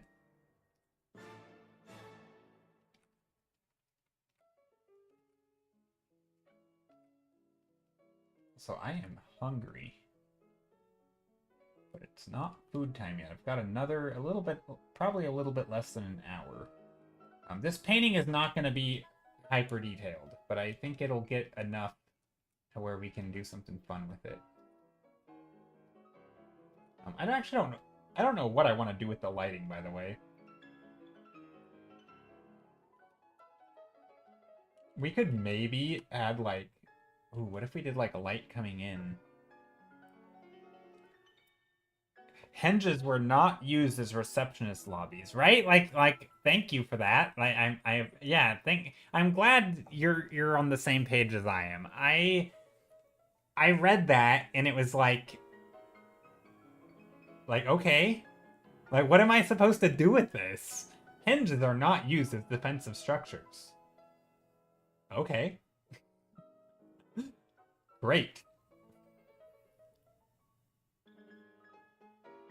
I mean, I guess if there is a common myth that, like, these things were for defenses, or these things were for ceremonies, and say they are not ceremonial, they are practical in some way, you know, or like, these things are not practical, they are ceremonial, or you know, maybe they have a religious, like, maybe we don't know what they were constructed for, and so people speculate, and maybe there are a few that are, like, debunked, like, for fortifications, maybe that's why they did it, probably, but it does seem kind of funny, doesn't it? Also, what if I want to try something? I'm gonna really sunset this up. That's a phrase. Sunset this up. It didn't mean to sound like set this up, but just add sunset in here. Yeah, if people think they're ancient castles, yeah, that's probably why. You know, the more I paint on this, the less I like it. I know I say this a lot, but whenever I'm tired, I always end up painting longer on it, because it takes me longer to be satisfied with it.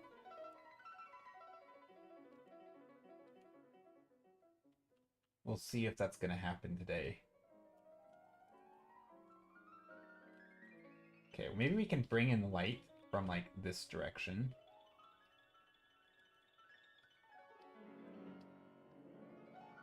Just blasting over there. I mean, that would be kind of cool. And then lighting up here. Wouldn't that be kind of cool? To have, like, the shadow of these things?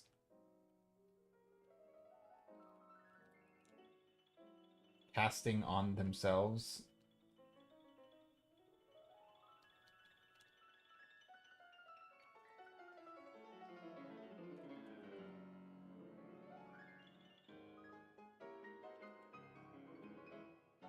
I don't know. I'm just trying to make it some sort of, like, focal point, you know?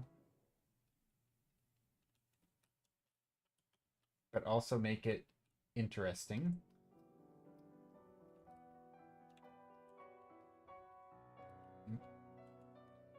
No, that wouldn't work. I don't know how this would work.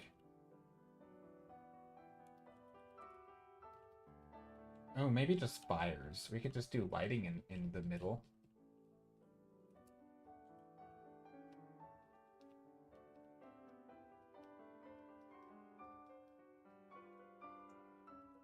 Something like that, maybe? When I first saw the thumbnail, I thought it was like a pool of lava, but I like this direction. Yeah, I'm not even sure what it is. I mean, I think they were gonna be like tightly packed hinges. But I'm not sure what to do with the lighting. I could just do like a gradient and do fog. I don't know. But this is the thing I didn't plan lighting, right? It's just all overcast, and I'm okay with that. I don't mind painting overcast stuff. But sometimes I do like it when there's an easy... The sun hitting them was cool. Yeah, but that would have been better.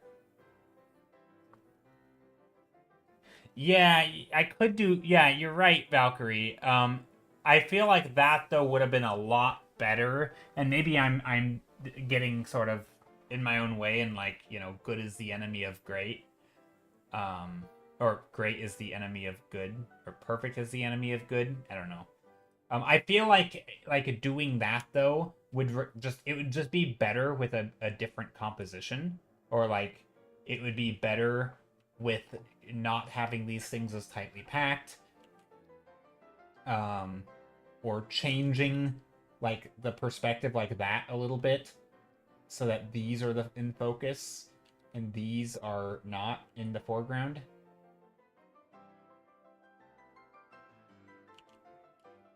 Yeah, I think in the front would be pretty cool.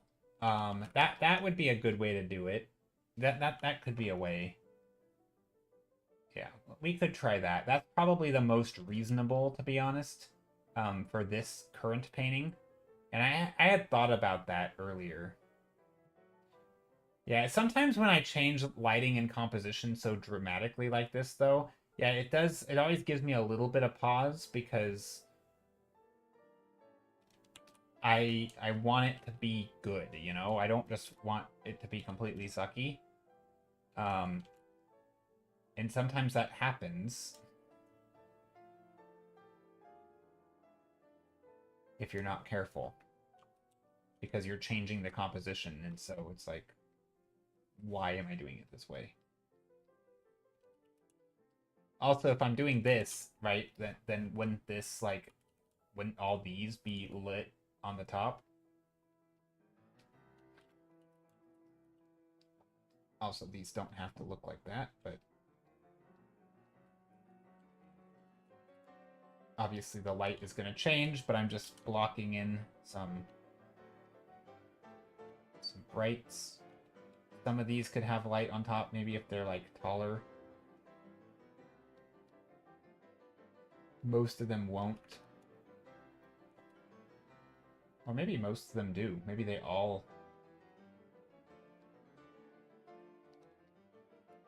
And then this could be bluer. Purpler. Well, that was what I was doing with these lights, right? That was my solution there. Um, I, I had the light going on in the middle. That was my, like, having a fire or something, like a campfire type thing, like a ritual. That was my kind of... That was the direction I was heading. I had kind of discounted this. But I do wonder, I mean, a lot of this is experimentation, and so, sometimes I like to test out sort of the... And again, right now my lighting isn't good, and so if it doesn't look right, it's oftentimes because I'm not doing it well.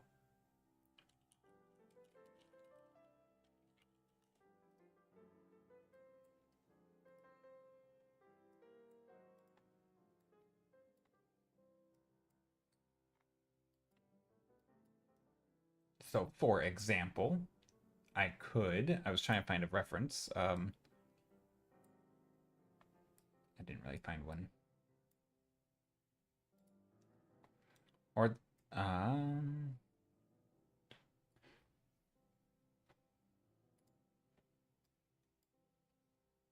Okay. Well, okay, so here's my thought. If we do this and the light is hitting this, I'm gonna change stuff a little bit. I'm gonna because I don't want the light back here, right? Well, that's way too blue.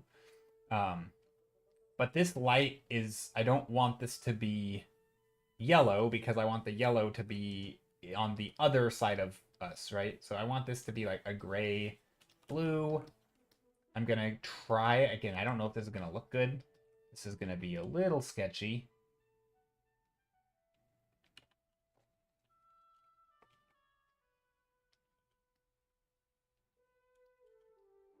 But like, what if I just tone everything a little bit more blue?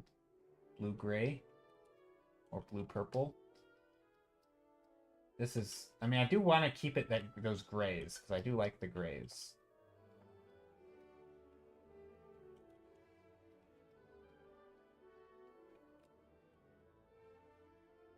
but I'm...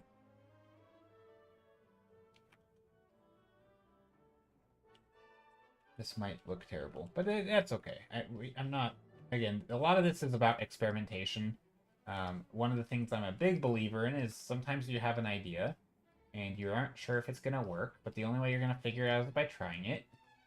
And if you're too unsure of if it's going to work, and then you just stop before you give it a good, fair try, you may not discover something that would have really worked well. So that's kind of what I'm trying to do now, is just, yeah, come back in here. Maybe this orange is a bit more saturated, especially around the edge here. These edges are probably going to be having shadows from the stones above them, which means we might get a little bit of light like this.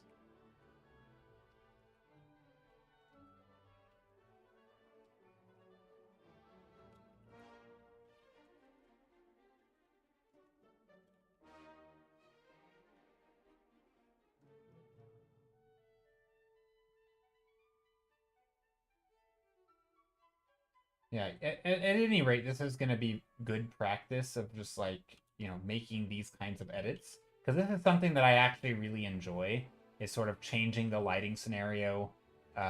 You know, if somebody is like, you know, hypothetically, you know, somebody's like, hey, we have a scene, and I'd love to see it under, like, different lighting conditions, and, like, you know, create certain vibes and moods, and you know, basically doing color keys for different types of scenes and with lighting. I like that kind of work, and it, you know, trying to think a little bit logically with lighting and thinking of how it works, and yeah, I like that stuff. So even though this is not turning out great, but it's okay.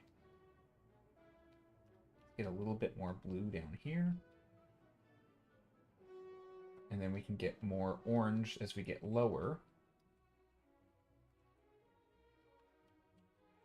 Maybe like blue hour-ish dark blues or contrast to the warm light. Yeah, I don't want it too dark though. I want a lot of grays and blues, and I can introduce more of those in here like this. Like more gray blues rather than purples. I think there will be lots of purples and oranges bouncing around though, especially in here.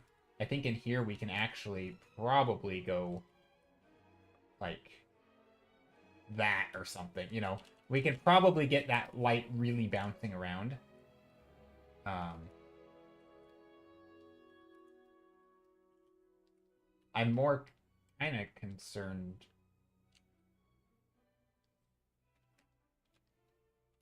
What am I concerned with? I don't know what I'm concerned with. I don't like how tightly packed these things are. They look kind of ridiculous, but that's okay.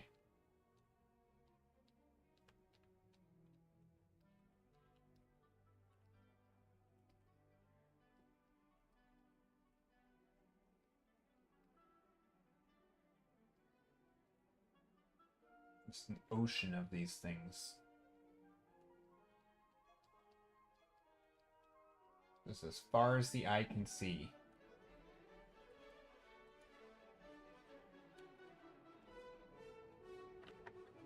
Light on mountain peak.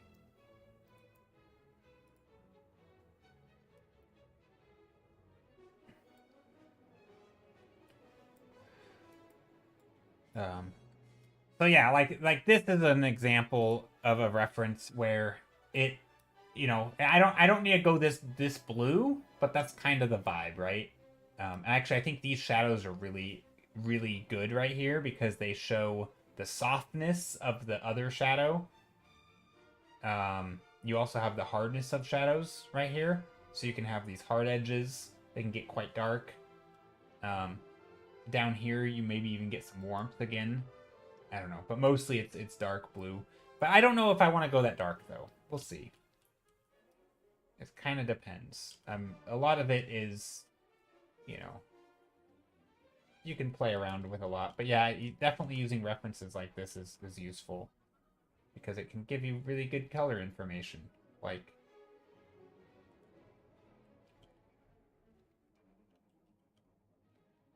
yeah.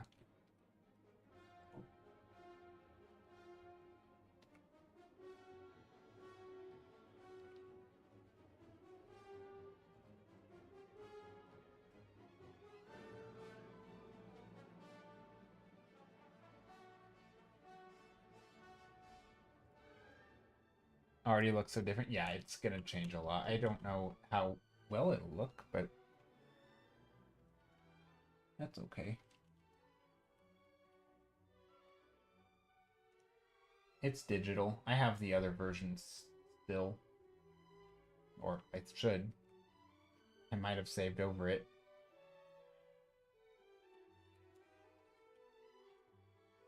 I'm not sure I like what's going on. I'm trying to figure out what, like, angle to make these things in, you know? Because these, I think one of the things I didn't do very well is making these feel like they're actually wrapping around the form.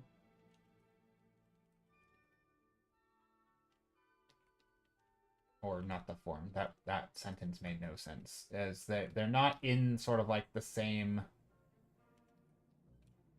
So, for example, if I were to draw an ellipse, right?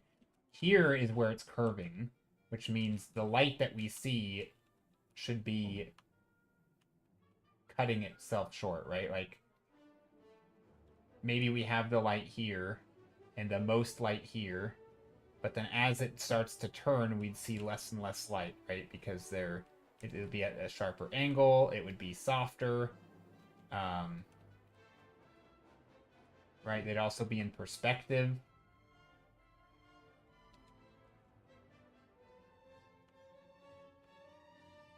Maybe we still see the tops here, actually. I mean, yeah, we could still see the tops of some of these.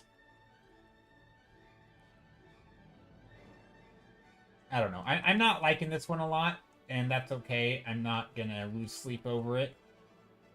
Unless I do. No, I don't think I will. I very rarely lose sleep over a painting.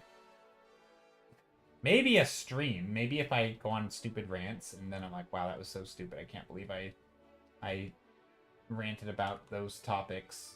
But today's pretty chill. It's staying very art focused. Maybe there's like shapes in here that would be kind of neat. I don't know where the shapes would come from. That would be kind of cool. That.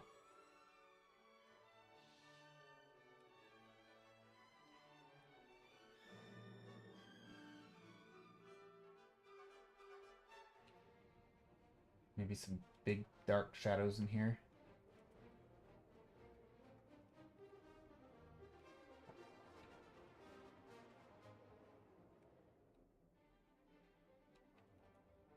Yeah, I think honestly the big thing right now that I don't like about it is the shape design. These things are too tightly packed.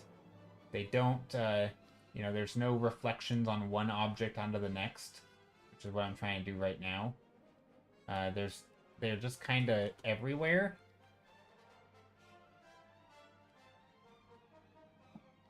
And so maybe I can come in here a little bit and just add some gaps between them, carve out the shapes.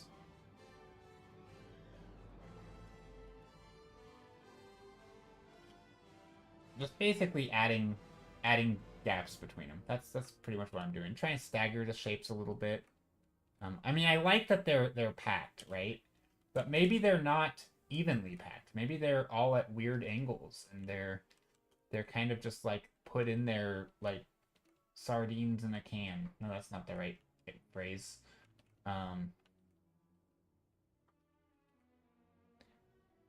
It reminds me of something, but I can't put my finger on it. Yeah, it's kind of weird, isn't it? I don't know. It reminds me a little bit of Dragon's Maze from Magic the Gathering, minus the maze part, because it's kind of like labyrinthian looking, but it's not a labyrinth because they're just all separate. You could just walk through them.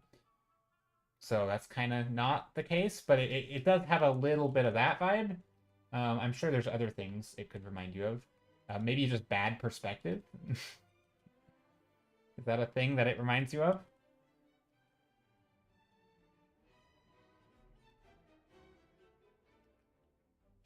I'm kind of joking, but the perspective is not the greatest.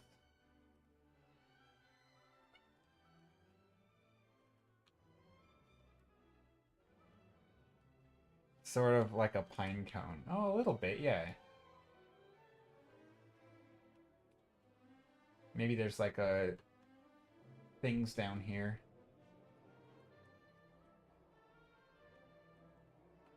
A little bit like a pine cone. Yeah, they're sort of packed in there. Yeah, with the yeah, definitely have a little bit of that vibe.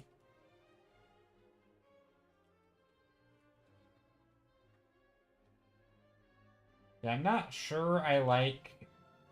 Again, the shape layout is just not good. Reminds me of Carhenge. I don't know what the Carhenge is. Upper front teeth, but upside down. A little bit, yeah. It's funny. Yeah. You know, I think now that I have colors down, and I kind of like the colors. I kind of like the vibe of it. I'm not a fan of the shapes, and I keep saying that. And I'm gonna sound like a broken record. But this is where I'm gonna play around with shapes. So let's just make a new layer, merge everything, and I'm just gonna take this and I'm gonna delete this one, and I'm gonna make this one a big front tooth, and this one can move inward. We're just gonna get rid of some of these. Liking the pillory shape. Yeah, I'm... Thanks. I'm glad you like it. The shape is not amazing for me.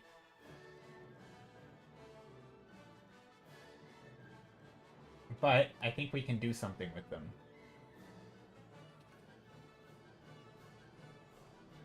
By making them a bit more interesting. Create a bit more flow, movement, all the words to describe things.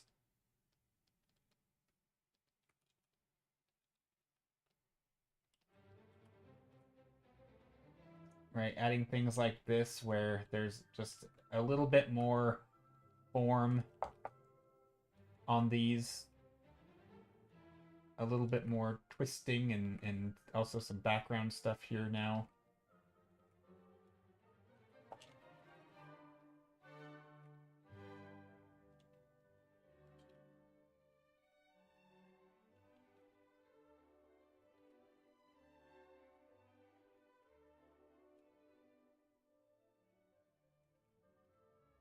All the abandoned buildings for the Hollywood sets.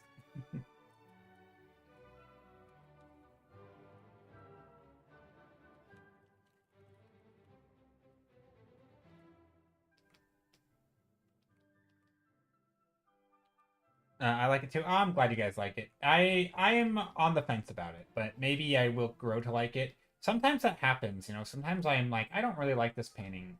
I think it turned out bad. And then next stream, you know, I take a look at it. Every stream I always start with looking at the last stream's painting and being like, you know, what are my thoughts on it? The good, the bad, the ugly, kind of that sort of thing. Sort of a vibe check, if you will. And sometimes I'm like, wow, what was I doing? But other times I'm like, you know what? There's things I like about it, and I try to learn something or take something away. And this might be a painting where there are some cool takeaways,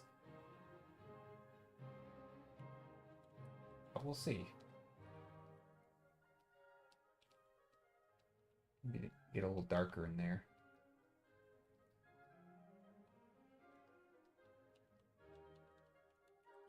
Maybe there's little subtle shadows back here of like other things casting shadows on other pillars. I think that's like would be a super important one, right?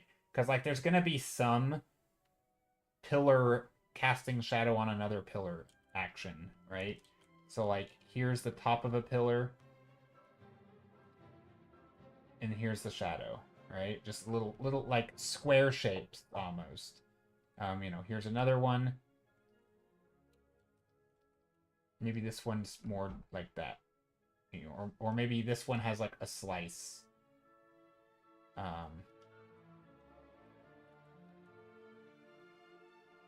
Right, and then this one could have just little bits of things like this, where we have just the light poking through.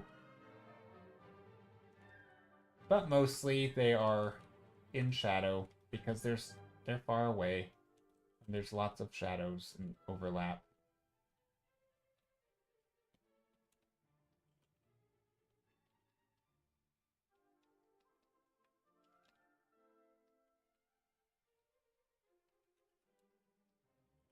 So yeah, stuff like that. That's kind of my intuition here, is just keeping it simple. I'm actually trying to neutralize the values a lot, trying to make them more soft in the back. I have some of these harsh values up here that I don't really know what's happening with. So I'm just trying to add some of that blue, lighten them up. Also, I think a nice balance of warm and cool is in here. So like here I have some warmth, but then here I have some cool. I think overall it's quite a cool painting. There's a lot of cool tones in here, but I think there's enough light that we can get some interesting bounce light. I kind of imagine that's what this place would be. It's almost like it would create like a really cool lighting effect down here, where you get these interesting little patches of bounce light and you know, not bounce light, like little pockets of cool and warmth and almost like I'm thinking like a kaleidoscope. Not a kaleidoscope, but you know how like you have, sometimes you can arrange things in certain ways, like mirrors or whatever, and it's the weird reflections make it like this trippy little like illusion, or almost like a little like a light show. I kind of imagine something like that could happen. Or, you know, maybe not with light, but if you were to stand in here and you were to yell, you know, you'd hear some crazy echoing. Or, you know, the light would bounce around in a really peculiar way. I feel like that kind of thing is what I would expect. Because obviously I don't, you know, if somebody were to build this, they would probably have had a reason. And maybe that would have been the reason. It's like some, you know, chamber where people sing in, you know, they do some sort of singing ritual. I don't know. I'm just making that up, but something like that.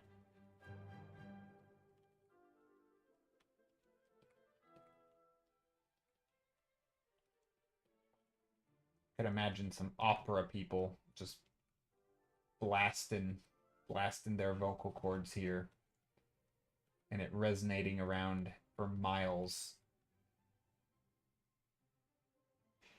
It increased a lot. The rocks look very good and have a body now. Yeah, I mean, I'm trying to add some form to them. I tried to give them some breathing room a little bit. I'm still not, you know, I think I need to remove some of the rocks because they were all kind of clustered in there, and they didn't really they didn't really make any sense. But I think they're getting there. I mean, it's one of those things I'd like to think that the more I work on it, the better it would be. Oh yeah, like the echo that sounds like an eagle in the pyramids in Mexico. Oh, is that a thing? I didn't know that. That sounds cool.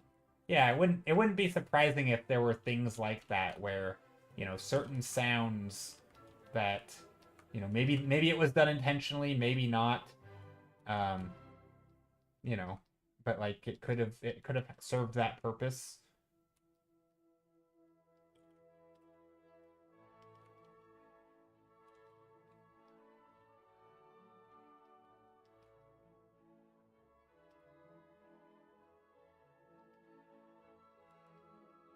You visit once? Oh, that's cool. I'd always like to visit some sort of ancient ruins and stuff like that. That'd be really neat. I've never visited anything like that. I mean, actually, it's not true. Not ruins, anyway. I mean, I visited Japan in my teen years, and that was always neat. So we visited some, like, old temples and stuff that were very well kept. They weren't ruins by any means.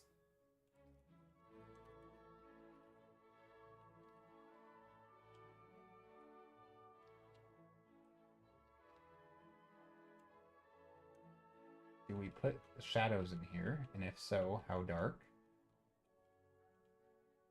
Because I do want the atmospheric perspective, but I think here they're tight enough in.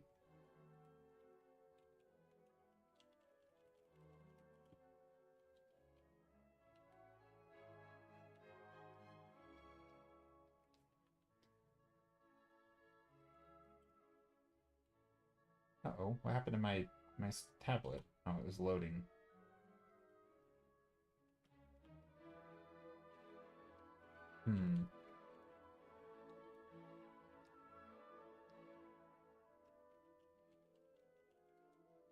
I don't know. This is a fun painting, but I will say it's a little annoying.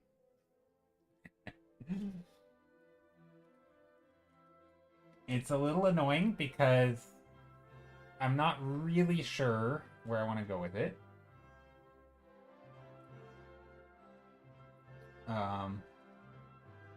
And it has some issues that feel like... So I actually kind of like that these things are all that feel like they're kind of in different directions and like in perspective. It's almost like a form rendering exercise. But I also kind of like them all in a row. So do I, like for example, this one, do I want to just change it so it looks like it's actually painted well? So we can see the tops of them.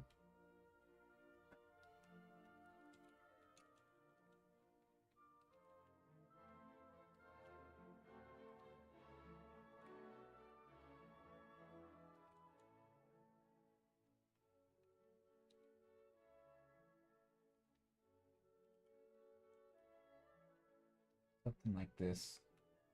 Yeah, I think I will make them all sort of in a line.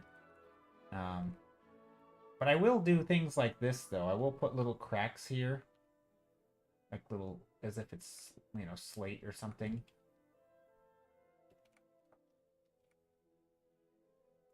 And you love rendering? Not? Yeah, rendering's not my favorite. Although this is a weird mix between rendering and like redesigning forms as I go, because I kind of slop them together. It's not like I had a drawing here.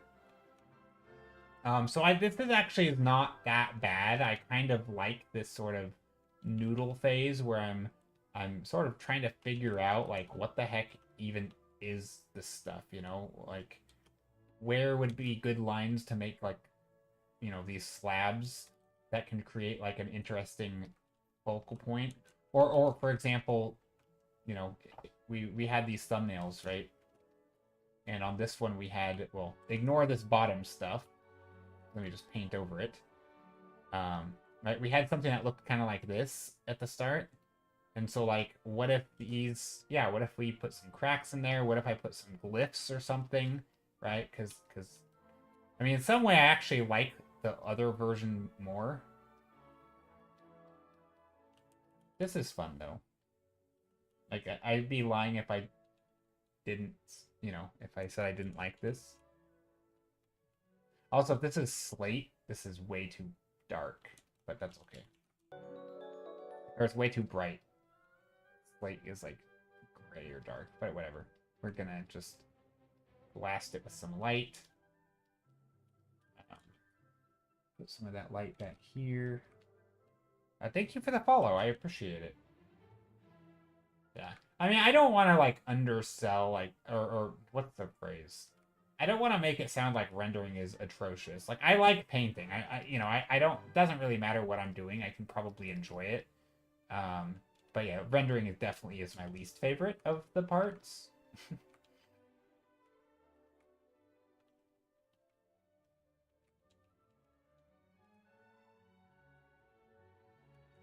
But yeah, no, there's definitely some perspective issues here that I am not gonna fix today, or ever probably. Ow, what? Why did that hurt my ribs when I just laughed? What the heck? Oh, that was not a good feeling. That's not supposed to happen when I laugh. What the heck just happened? Does it hurt me when I breathe? No. Oh, I just had a sharp pain in my ribs when I... Oh, that was weird. Ugh. This is what I get for not stretching. Oh, yeah, I don't know why that happened. I felt a sharp pain. It's like when I breathed in. No, it doesn't hurt anymore when I breathe. Okay, well, I think I'm okay. I seem to still be alive, so there's that. Yeah, I don't know what that was about. That'd be weird. Heart attack on stream or something? I don't know. I'm sure it's happened before.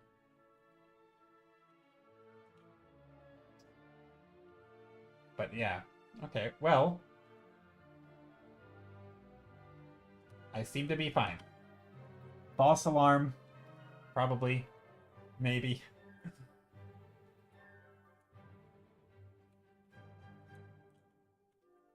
Some tension got released. Yeah, I don't know what that was.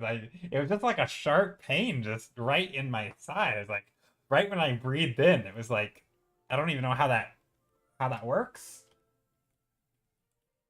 Back in the day I had a lung issue. I was, you know, teen years, being stupid, jumping off high things into water, and apparently the impact of me hitting the water created like a teeny tiny tear in my lung, and where, because your lung is made of like this fibrous material and has like these layers, and there was like a minor hole in my lung, but not all the way through. But because of the layers, the air went through one of the holes and made like a bubble kind of on my lung. Which is not good. It's like, you know, it's not as bad as a collapsed lung, which probably could have killed me in that case because I was in the water. Actually, I didn't even know. I got home and then it started affecting. So it wasn't like immediate. It was like a tiny leak in my lung, but only through some of the layers. And it started making a bubble, and well, because that it was a tiny hole, that air couldn't get out, and so my lung capacity was getting smaller and smaller and smaller because as I would breathe in air, like it can't expand if there's already a bubble there, right? And it was painful. So yeah, it was like extremely painful. Went to the doctor. They're like, well, sucks for you. You gotta wait it out. I think there was some things they could have done, but it would have been like a major operation or something. And they're like, these things typically will go away, but yeah, it's like could get super scary, so keep an eye on it. And then they sent me home, and I was in pain for like 2 days, and then it went away. But it kind of feels like it felt like a very, very brief moment. It was like I breathed in, it was like, ow, that hurt. I don't think it shouldn't be a thing anymore. Pretty sure it healed. But yeah. So that was a thing. That's like probably the most health related issue I've ever had in my life. No, I mean I've broken an arm twice. Same arm twice. Wrist. Yeah, it is scary. It was, yeah, like I mean, because that's like a super serious, or potentially super serious thing.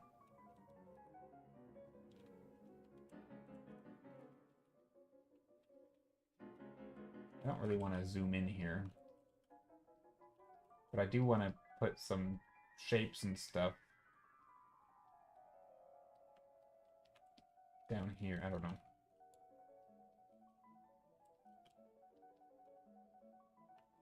Hope nothing toward it. No, well, no, I mean, that was not an impact.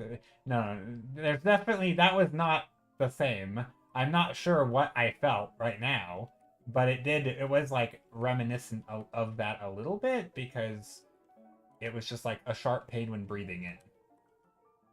But in terms of like what would have caused it, no, there's not. I don't think there's anything in my life that I haven't had any sudden jolts or impacts. I haven't been in any car crashes or jumping off of cliffs. I think I'm okay.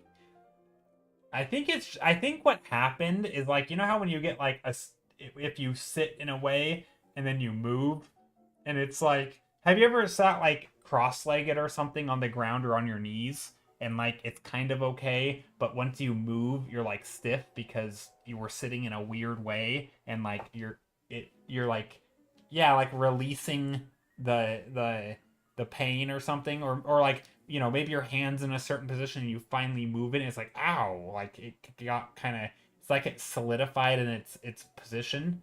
It felt like that, but for breathing.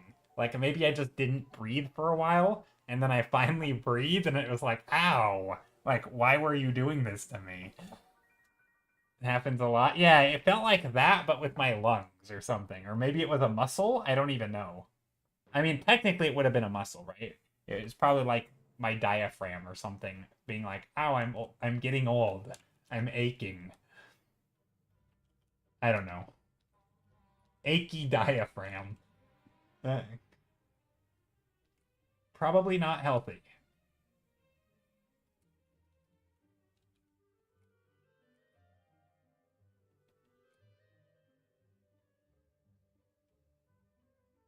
Okay.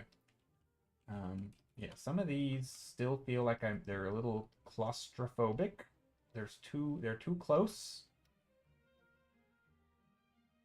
Let's try to just leave some room.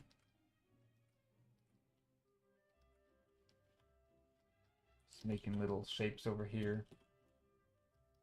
Just any shape that can help hopefully hint at like, oh hey, I can understand what's happening. That's what I'm trying to do right now. It's just the shapes that communicate form, or not, not form. Shapes. Just shapes. Trying to communicate shapes. Form is in the foreground. We don't see any form in the distance. Just two-dimensional. But I do want to... So what I'm trying to do is so some spots I have like right here. See? That's not good, right? I want to break this into much smaller pieces because they're far away. So I'm trying to think of scale. I'm trying to make very small marks that are still very loose that could be the tops of things. Just so that as we go back, and then maybe I'll even tip them with the like a light color or something.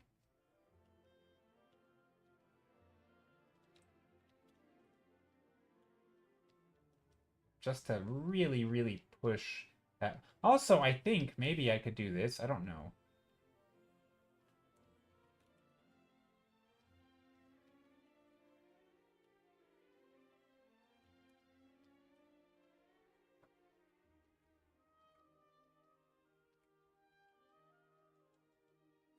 Adding a little layer of atmosphere back here.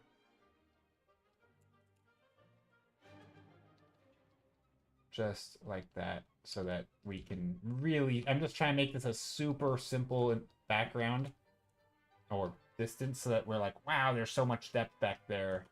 And like, maybe there's some stuff in the foreground. Maybe these are...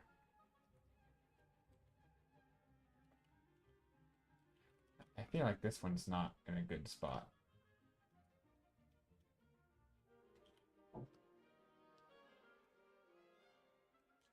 What if I did this? I'm trying to figure out how I want to do this. See, some of these I don't... Why can't I paint? Oh, I don't know. That was weird.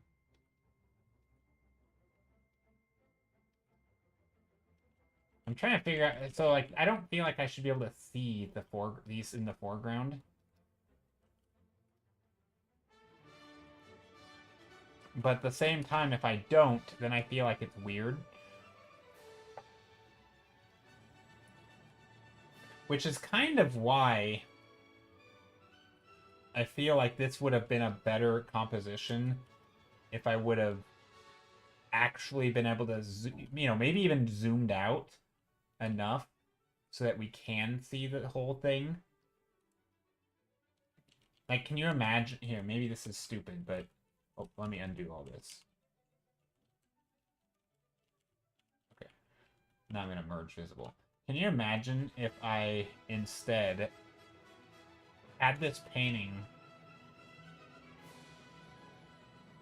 like just a much different scale? Like, imagine, I mean, this is, again, it's going to look terrible, but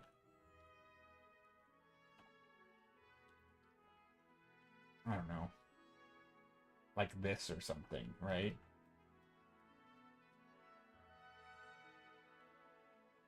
Like, wouldn't that be much cooler? And then this extends.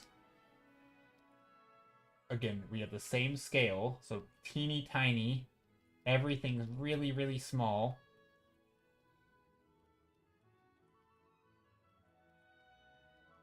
Just like micro everything here. You have all these shapes here.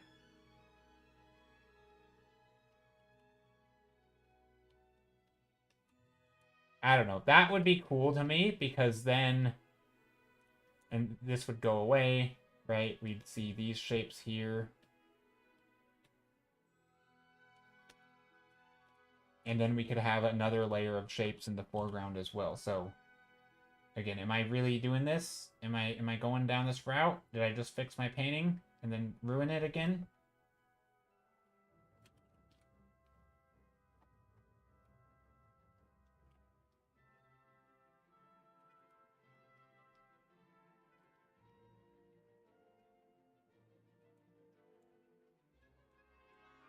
And of course I just goofed that up because I added this line here. But yeah, so something like that where, right, that's I feel like that would make for a better image, in a way. It's sort of this super zoomed in view where things just get crazy in the distance. You know, and we have all these little shapes and we can actually see them turning the form. That I feel like that would be a better view. But again, this is because now, like, I don't feel like we can see. Like, this doesn't make sense, right? We wouldn't want that there. Because it's too, where the shape of this angle, right, is almost like, I don't know, it doesn't make sense. There's I was gonna say logical problem, but it's like these things turn too fast for how big they are, and there's not enough form turning, and the other things back here aren't like spaced, you know, consistently with it. So it doesn't feel like, it just feels like they're bending. I don't know. It doesn't feel like they're actually coming towards us, really. You know?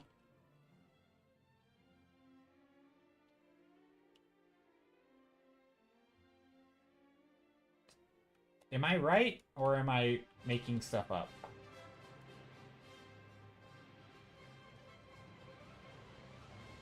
Like, this looks better, right? Am I crazy, or is this... Like, this sells the idea better, doesn't it? I think I'm crazy. No, I think this works. I think this is right. Like, objectively, this is just better, right? I mean, I know art totally objective, but no. I mean, as far as, like, readability, clarity, understanding what the heck you're looking at, I think this just reads better. I mean, maybe the shapes are still not great, but...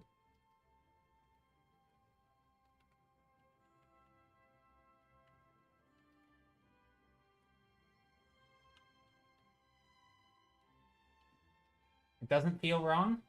This doesn't feel wrong to you? Even with these things in the foreground? I mean, that's reassuring, I guess.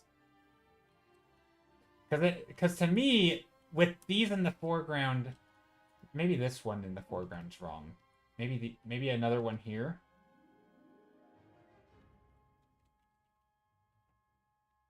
What about like this?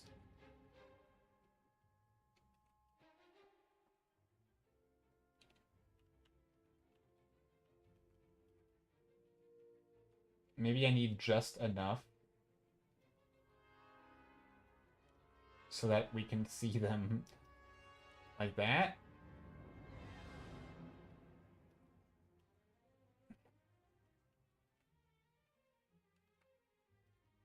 That be a thing?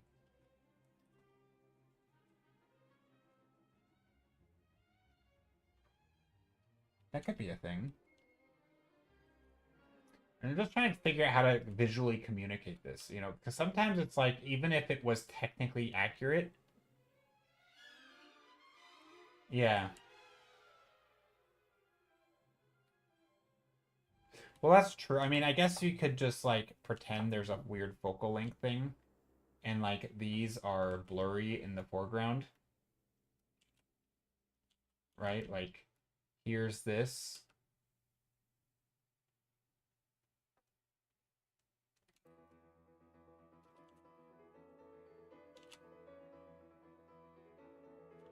Or something. Because I could definitely see something like this, where we can see these, but they're so close to the camera, they're just kind of a blur.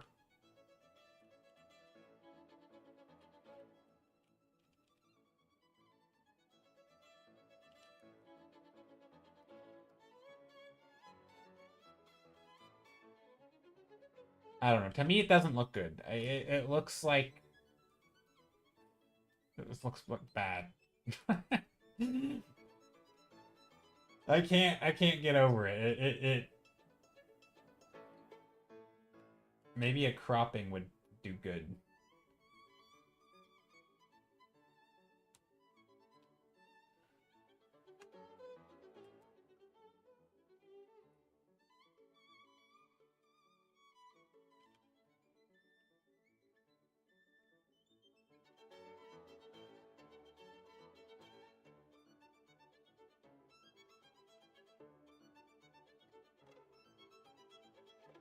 I think that's what you mean. Is it meant to be a perfect... Yeah, kinda. It was supposed to be. Completely different scene. I mean, I guess here's a few options, right? I do have different options. I could, and I thought about this earlier, is making some of these a little bit more like cattywampus in angle. And so they're all just kind of mishmashed, and you have like weird ones going in all directions. That way I can justify the weird angles and like things in the front of the scene. I could also go this direction and try to add like, you know, here's this, you know, these are the tops of things.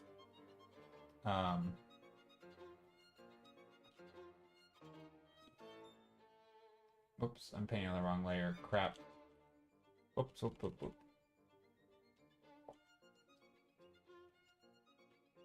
Right, I could do something like that, where I am painting,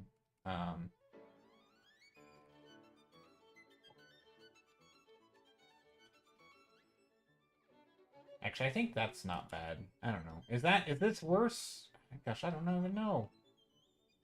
I'm supposed to be the one painting, and I'm asking everyone else if what I'm painting is right. What's happening? Which is fine. Sometimes you need second or 100 extra opinions because you have no idea what you're doing. So make it up as I go. It's all an illusion. I have no idea how to paint. I don't know.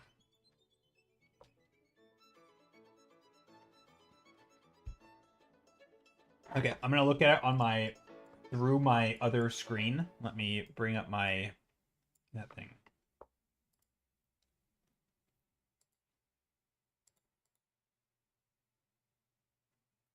I think this... Okay, I'm leaning towards this one. You think there's no better or worse? See, I don't agree with that. I think one of them, for the visual information it's conveying, will be objectively more accurate than the other. based on like assumptions you can make about what the scene is. Like I think the issue for me, and this is my probably not very good self-diagnosis, is that I have a little bit of wonky perspective. And, well, I shouldn't say wonky perspective. Perspective would be fine. I drew it wonkily. I drew it weird. And so you're getting mixed signals. And so if I lean in this direction, you're like, well, that looks okay. And if I lean in this direction, it looks okay. But it only can kind of sort of look okay in both because it's not consistent to one initially, right? It's a weird mishmash of like, you know, there's this steep angle here, but there's not enough room for things to turn in this direction, and like the forms are kind of not quite sitting right. Like, should there, you know, for example, if we're really zoomed out, maybe this should be, you know, just like this, like not even, if it's a really big ring, for example, maybe it should almost be more flat. Or if it is like this, maybe there should have been more top view on these things, right? That way we could have been looking down more, which then maybe would have justified this steep angle, right? Because if we're looking down at something, it's going to look like this. So it's like maybe I drew it, we're looking down, in the shape is as if we're looking down, but we're not seeing the top of, oops, it went black. But we're not seeing the top of them enough. And because we don't see the top of them, it's tricking our brain into thinking that we're seeing two different perspectives at once. Right? It could be something like that. And so if I do make it, you know, us seeing the front, that would work with the front of it. But if I want to see the top of it, that would also work with the top of it, right? So it's like I could push it in either direction because it's not correct at all. So maybe you're right in that it could go either way. But I feel like I actually tried to do something and I didn't do it very well. But again, this is part of the joy of painting and, like, you know, figuring it out. It's a problem and you learn, and it's hard, but also it can still be fun. So painting's hard. Who knew it? This just in. Okay, I think I'm going to end stream here. I do want to work on this again. I don't think I'm going to work on it on stream, though. But I'm getting tired. And I told myself that because I'm tired today, I'm not going to just keep painting forever until I fix it. Because that is a surefire way of... I just think that's not, you know... When tired, you should work less and you should take more breaks, not less. So even though I'm not as satisfied as I would like to be at the end, I'm probably not satisfied because I'm tired and didn't think it through clearly, not because I just haven't spent enough time on it. So I think I am due for a break. So thank you guys for hanging out. I really appreciate it. It means a lot, you guys being here. Still looks cool. Thanks. Yeah, no, I like it. I do like it. I like the idea. I've always enjoyed this sort of lighting type thing. You know, it is different than the thumbnail. Quite a bit different. You know what's funny? The thumbnail actually, I think, captures the vibe better. And I think the reason it captures it better, and maybe this is what I'll do off stream, is that these are much thinner, right? Thinner tops. So it's like we're looking more across it. But also there's a lot fewer of them, right? We have 1, 2, 3, 4, 5, 6, right? Kind of. Maybe 7. I don't know if that's 1. Maybe 7 at most. How many do we have here? 1, 2, 3, 4, 5, 6, 7. Also 7. Maybe 8, though? I don't know. Maybe it's not. Maybe there isn't more. I don't know. It could be that there's more variety, so it's just more interesting. Maybe that's it. Maybe it's just there's more variety in shape. You know, small, medium, large, thin ones, fat ones, wide ones, skinny ones, all the stuff. And maybe that shape variety. Or it could have just been the tops are more slender. I mean, this really isn't that much different, is it? Here, let's close that.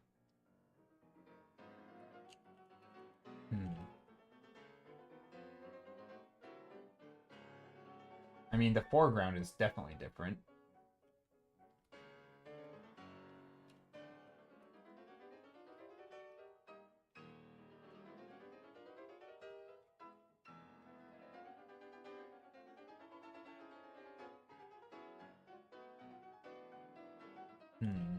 Sums it up. Yeah. Okay, anyway, okay, I was gonna end stream. So yeah, again, thank you guys for being here. Let's see, I stream 3 days a week, Monday, Thursday, Saturday. Is that right? Yeah, today's Monday, next stream will be Thursday, and then Saturday after that. Yeah, I do this kind of thing pretty much every stream. Lots of thumbnails. We pick one, we work on it till the end of stream. Sometimes they turned out okay, sometimes they don't. You can follow me on social medias. I don't normally do like plugging and stuff at the end of my streams, but I feel like that's valid here. So yeah, I have Instagram, Blue Sky, Twitter, all the places. I also have a Patreon, which I need to post on, by the way. It's now March. I have a Patreon. What else do I have? Yeah, if you'd like to support me additionally, there's that. Yeah, I don't know. I think that's about it. Thank you all for being here. I really appreciate you. Good stream. Yeah, thanks for popping in. I mean, not popping in. You were here like the whole time. Who am I kidding? The support is crazy. So, yeah. Crazy, lots of support. Thank you all.